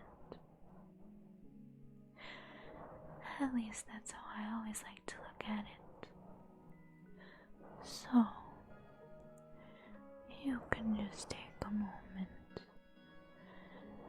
and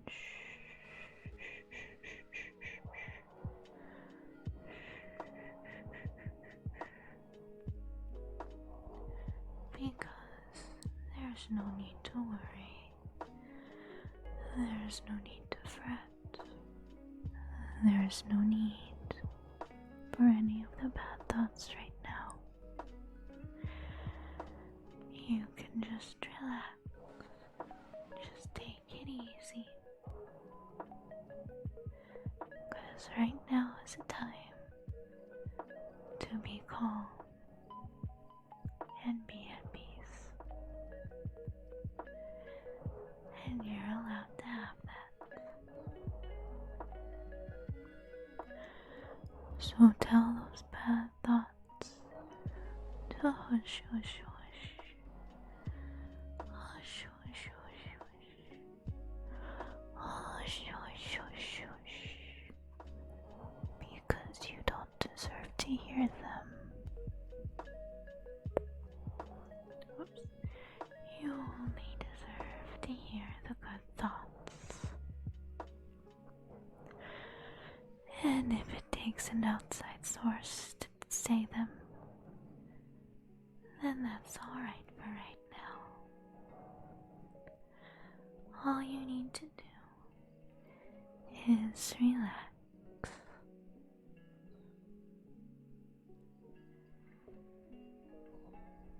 And let yourself be at peace. Let yourself be hugged. Be calm. Be relaxed.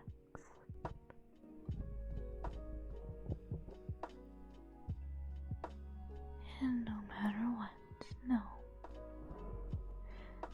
that it will be alright.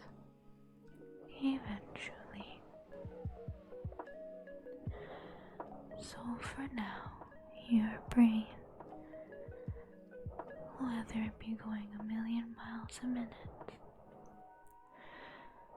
can be told to just hush, hush, hush, hush. Hush, hush, hush, hush, hush. It can just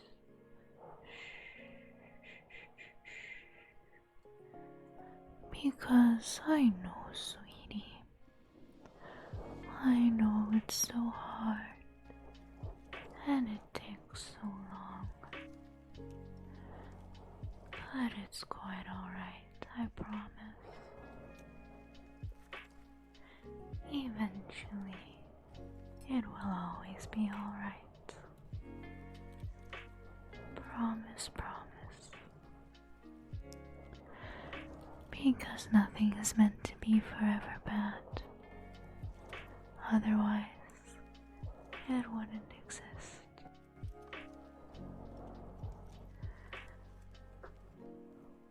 So, you can just take it easy for the rest of the stream, the rest of your day, the rest of your time.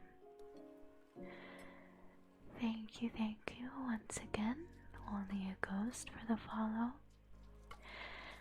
I hope that helped you out just a little bit even. And thank you for everyone who stuck around through it.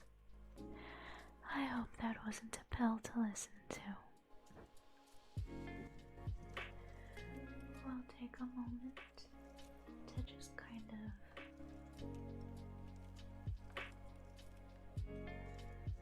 vibe out of that, and then we'll get back to the story.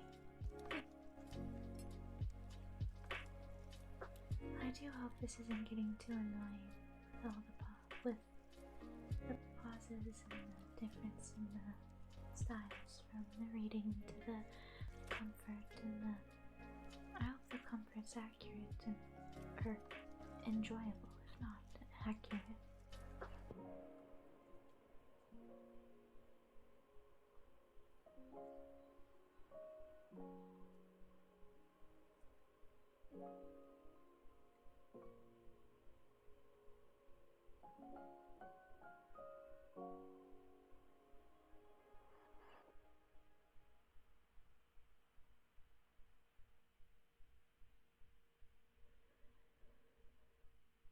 Alright. Unimportant, important, yada yada yada. Some of their jury wrote down important and some unimportant. Alice could see this as she was near enough to look over their slates. But it doesn't matter a bit, she thought to herself. At this moment, the king,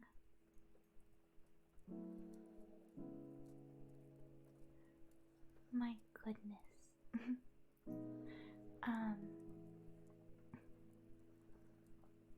sorry to keep stopping. I hear the follow notification in my earbuds each time. Thank you, Dream, for the follow. I hope you enjoyed here, and welcome. Same drill, I'll give you a few moments to say if you don't want it, but otherwise, I'll be doing 5 minutes of comfort ASMR in just a moment.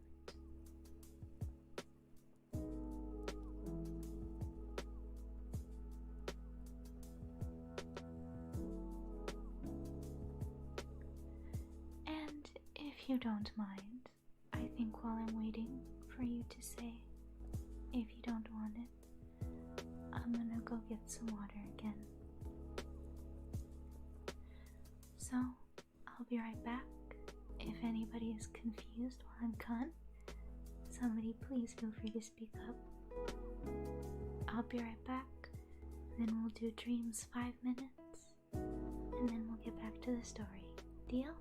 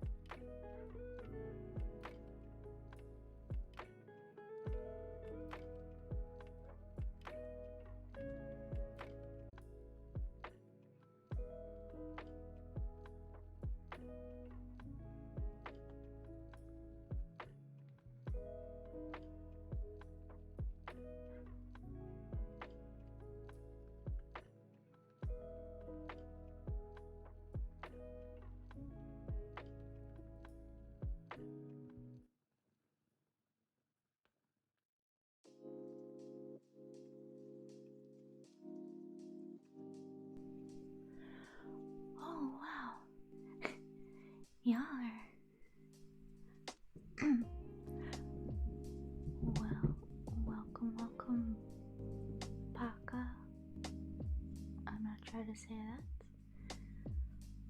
Thank you for following while I was gone. I hope you enjoyed here and welcome. I guess we'll make it 10 minutes then, huh?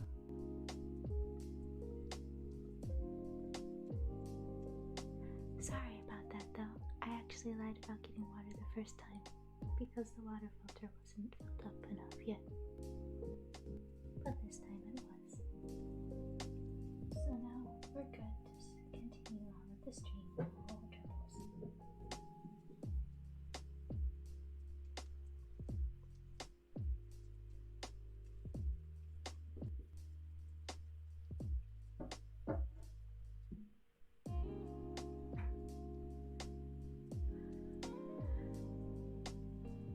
You have, well, I guess nobody's disputing it, so I'll stop saying it and we'll just go. 10 minutes of comfort ASMR for the 2 new followers and everyone else. There will be a little buzz. When the timer goes off, I don't know if you can hear it, but I apologize. Anyway. Hello. I hope you're doing well. Maybe you're not though. If you came here because you came for some quiet, calm time, and that's alright. It just means you needed some peace. And everyone needs a little peace sometimes. Nothing wrong with that. So, just sit back wherever you might be. Breathe easily in and out. And you can just take it easy. There's some nice lo-fi vibes going on with this lovely playlist, which is linked down below if you are curious. I am obligated to shout it out so I don't get in trouble. But, oh, that was too loud, I'm sorry. But in any case, just relax and enjoy.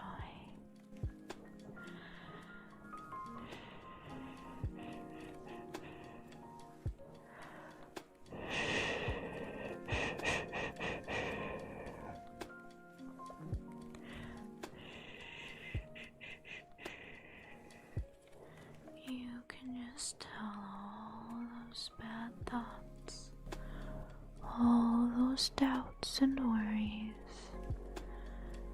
to hush, hush, hush, hush. Hush, hush, hush, hush. They can be saved for later or forgotten about. If they are forgotten, then that means they weren't important in the first place. Because negative thoughts are just that. They are very, very negative. And nobody needs that, now do they? Certainly not you. You don't deserve negative thoughts or feelings. I am certain you're a wonderful person, and you just deserve some calm, some quiet, some peace, and some time for yourself. So don't be afraid to take it every now and then.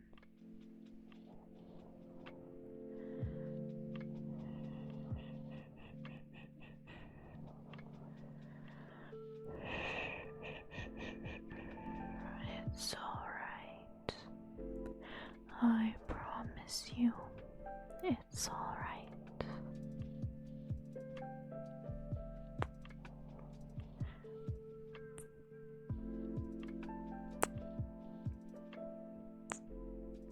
Pretend I know how to do kissing sounds, because you deserve some comfort and some good vibes and sounds. So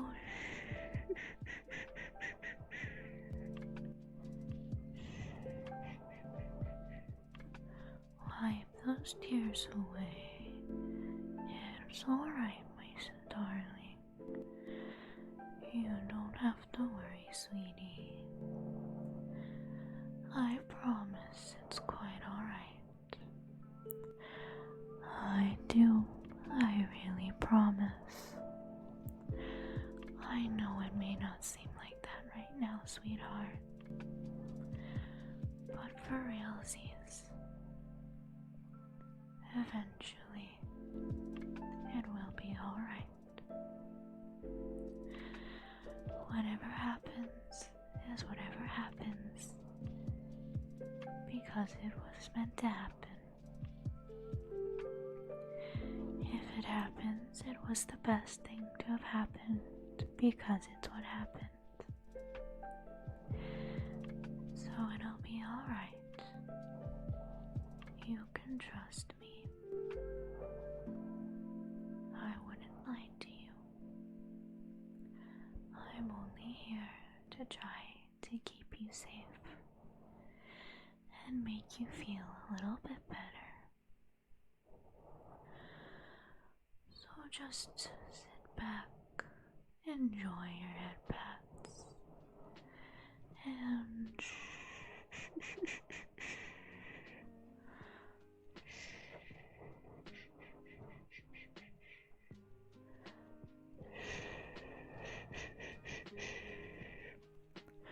hush, hush, hush, hush.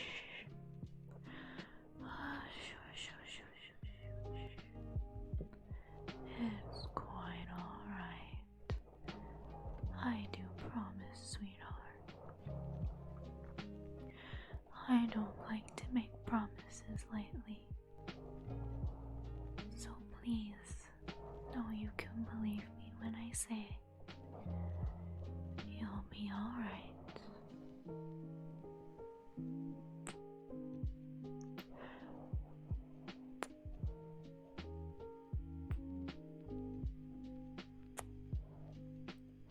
Nothing can get to you right now. And if it can, it's because you're strong enough to deal with it right now. You will always be strong enough to deal with whatever is thrown at you, sweetheart. I promise. It wouldn't be happening to you if you couldn't take it. Even if it seems helpless, it's not.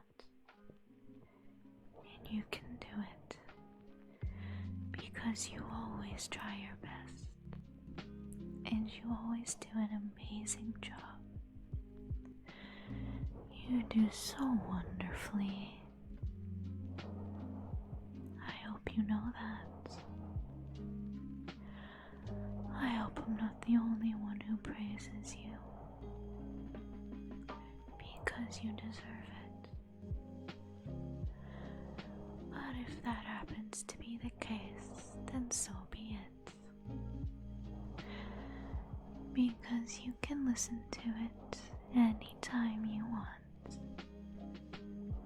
Because I'll always mean it.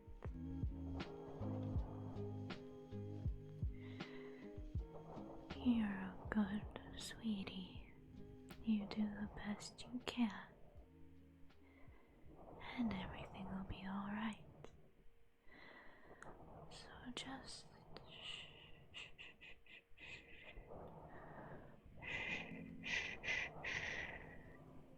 hush, hush, hush. Hush, hush, hush. It's alright. You can just breathe out all that sadness, all those sad thoughts, all those horrible feelings. You don't need them right now, and I promise you you'll be alright without them. And if they ever come back, you'll be strong enough to beat them. You'll be strong enough to say, shh, shh, shh, shh, shh. I don't want to listen to you right now, negative thoughts. You're not important, and you're not needed. Because I am strong enough to deal with you, and strong enough to keep going without your so-called help. Now, I hope that was at least a little bit enjoyable for you. Thank you, Dreamy here, and Paka, because that's a lot of letters I cannot pronounce altogether, for the follows. I hope that was sufficiently calming for you. And thank you everyone else. I hope that was also nice to listen to for you. Because even though that was for a follow, it's also for all of you. Or, the words are meant for all of you. So thank you for listening. And we will take a moment to just, come out of that, because that was very quiet and close and intimate, they might say. We'll take a moment to de-escalate from that and go back into reading the story.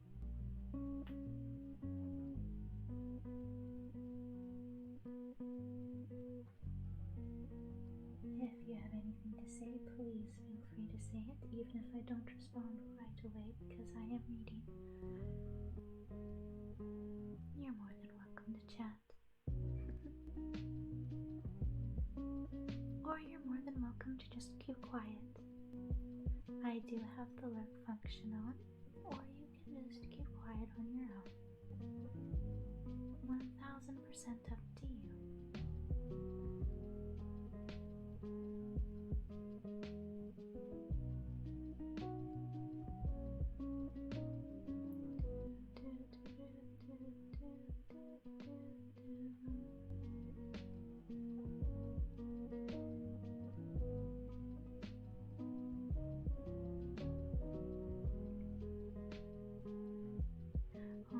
Welcome, Lo-Fi.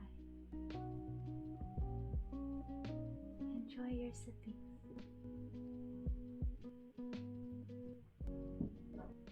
I'll get one myself real quick before we continue on.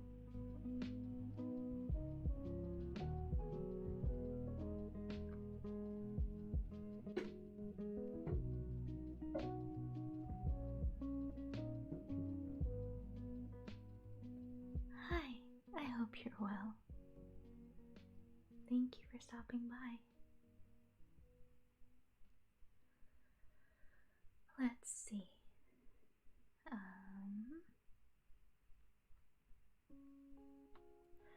At this moment, the king, who had been for some time busily writing in his notebook, crackled out silence and read out from his book, Rule 42. All persons more than a mile high to leave the court. Everybody looked at Alice. I am not a mile high, she said. You are, said the king. Nearly 2 miles high, said the queen.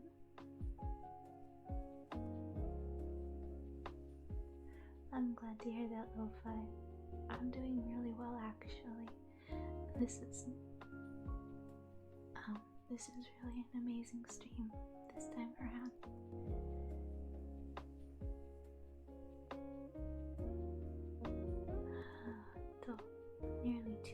sigh, said the Queen. Well, I shan't go at any rate, said Alice. Besides, that's not a regular rule. You invented it just now. It's the oldest rule in the book, said the King. Then it ought to be number 1, said Alice. The King turned pale and shut his notebook hastily. Consider your verdict, he said to the jury in a low, trembling voice.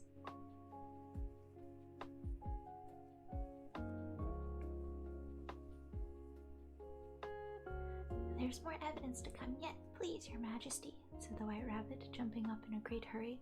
This paper has just been picked up. What's in it? Said the Queen.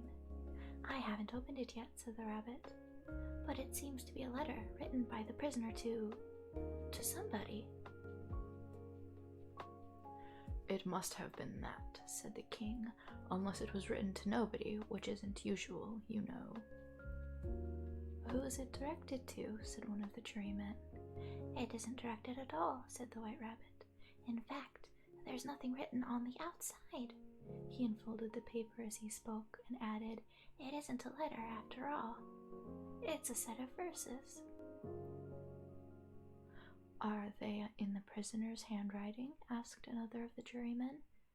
No, they're not, said the White Rabbit. And that's the queerest thing about it. The jury all looked puzzled.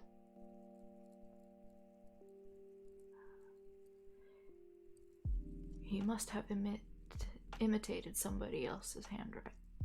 He must have imitated somebody else's hand, said the King.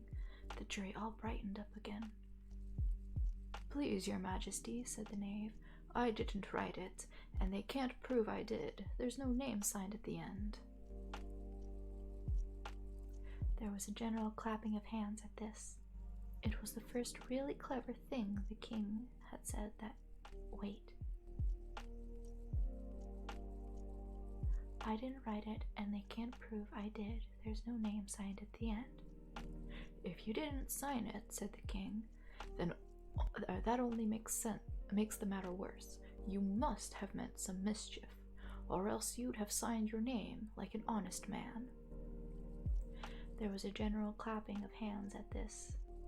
It was the first really clever thing the King had said that day. That proves his guilt. That proves his guilt, said the Queen. It proves nothing of the sort, said Alice. Why, you don't even know what they're about. Read them, said the King. The White Rabbit put on his spectacles. Where shall I begin, please, Your Majesty? He asked. Begin at the beginning, the King said gravely, and go on till you come to the end, then stop. These were the verses the White Rabbit read. They told me you had been to her and mentioned me to him. She gave me a good character, but said I could not swim. He sent them word I had not gone. We know it to be true. If she should push the matter on, what would become of you? I gave her 1, they gave him 2, you gave us 3 or more. They all returned from him to you, though they were mine before. If I or she should chance to be involved in this affair, he trusts to you to set them free exactly as they were.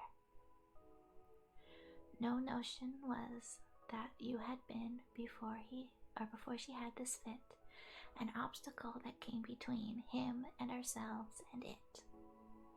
Don't let him know she liked them best, for this must ever be a secret kept from all the rest between yourself and me.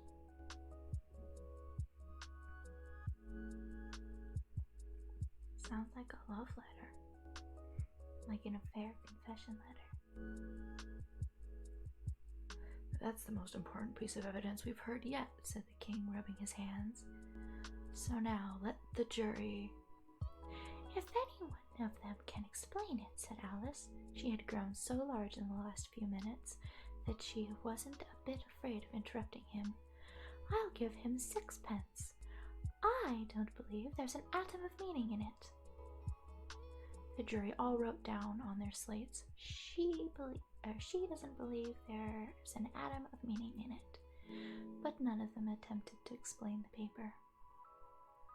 If there's no meaning in it, said the king, that saves a world of trouble, you know, as we needn't to try to find any, and yet I don't know.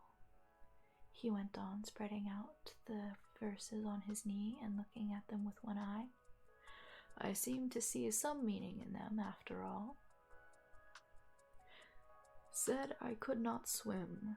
You can't swim, can you? He added, turning to the knave. The knave shook his head sadly. Do I look like it? He said, which he certainly did not, being made entirely of cardboard. All right, so far, said the king, and he went on muttering over the verses to himself. We know it to be true. That's the jury, of course. I gave her 1, they gave him 2. Why, that must be what he did with the tarts, you know. But it goes on, they all returned from him to you, said Alice. Why, there they are, said the king triumphantly, pointing to the tarts on the table. Nothing can be clearer than that. Then again, before she had this fit, you never had fits, my dear, I think, he said to the queen. Never, said the queen furiously, throwing an inkstand at the lizard as she spoke. The unfortunate little Bill had left off writing on his slate with one finger, as he found it made no mark, but he now hastily began again, using the ink that was trickling down his face as long as it lasted.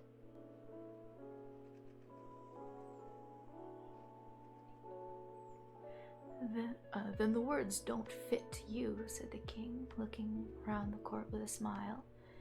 There was a dead silence. It's a pun, the king added in an offended tone, and everybody laughed. Let the jury consider their verdict, the king said, for about the 20th time that day. No, no, said the queen. Sentence first, verdict afterwards. Stuff and nonsense, said Alice loudly. The idea of having the sentence first. Hold your tongue, said the queen, turning purple. I won't, said Alice. Off with her head, the queen shouted at the top of her voice.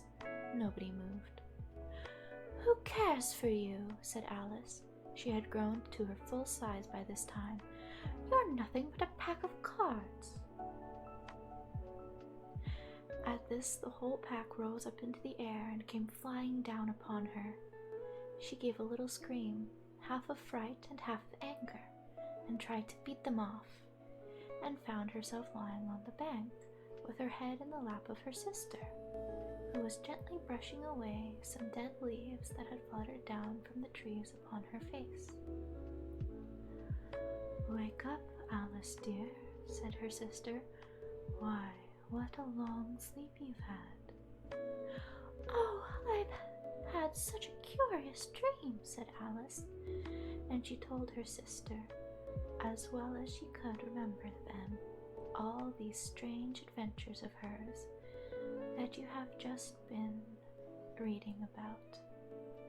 And when she had finished, her sister kissed her and said, It was a curious dream, dear, certainly. But now, run into your tea, it's getting late. So Alice got up and ran off, thinking while she ran, as well she might, what a wonderful dream it had been.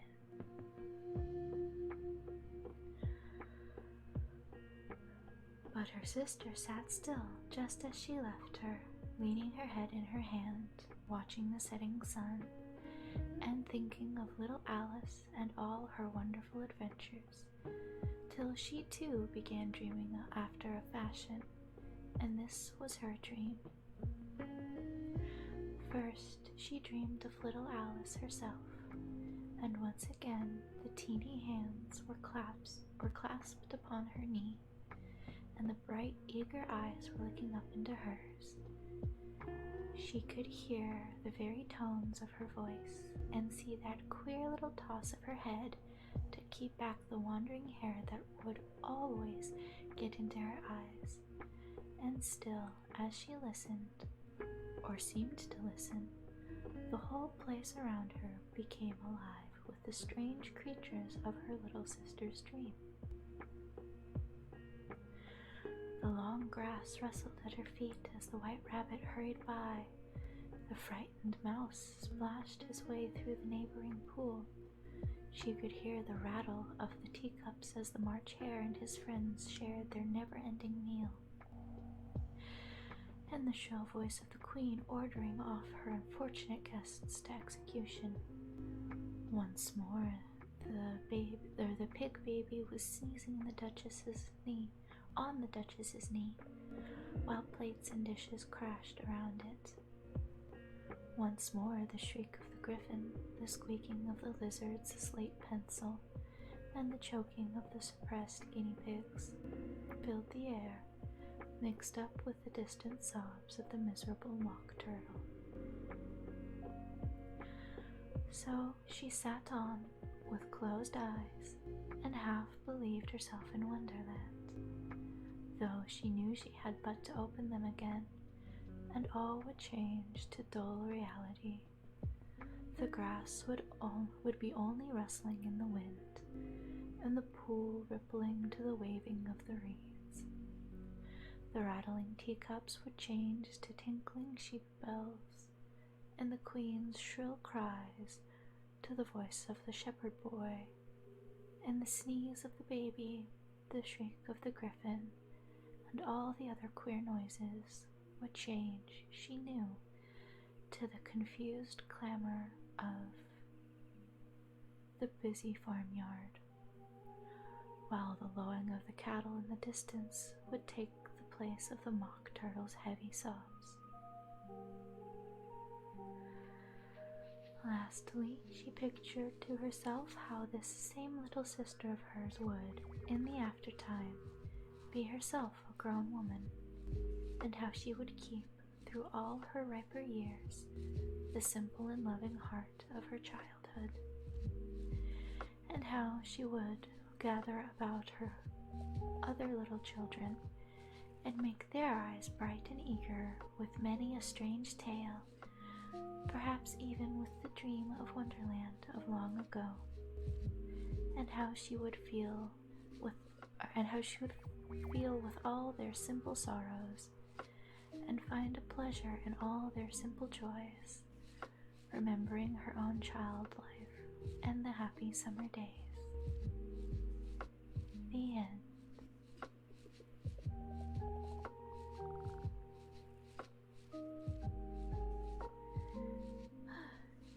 Well, there you go. That was the entirety of Alice's Adventures in Wonderland over the span of just 2 streams.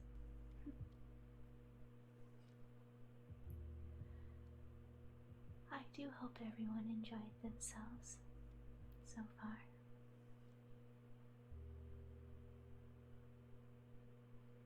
Since that's it for the story, I do believe I'll be ending it here. I do think we'll raid somebody though. That seems like a good idea. So, while I'm wrapping up, if anybody has any ideas of somebody nice to raid, please feel free to let me know. I think I'll try to do somebody calming again. Yeah. Thank you again to everybody who stopped by. It means the world to me that you all were here. And the raid is the biggest accomplishment of my streaming career so far. Thank you again, James Bond, for that. And thank you again for everybody who stopped by and stuck around.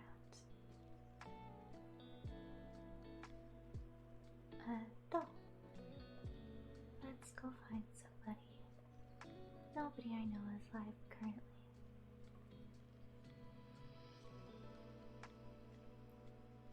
So let's find somebody nice and simple.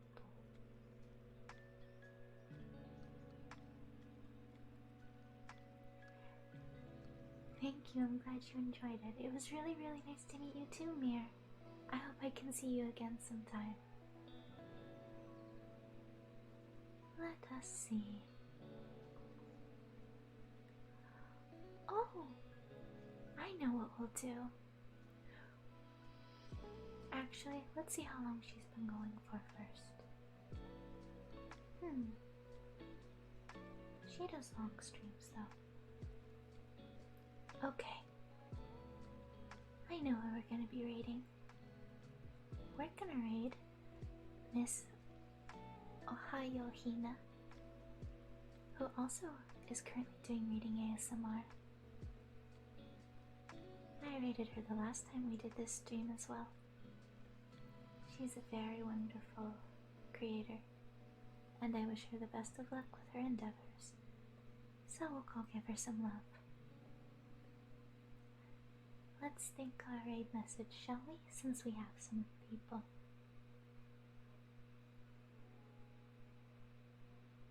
Let's say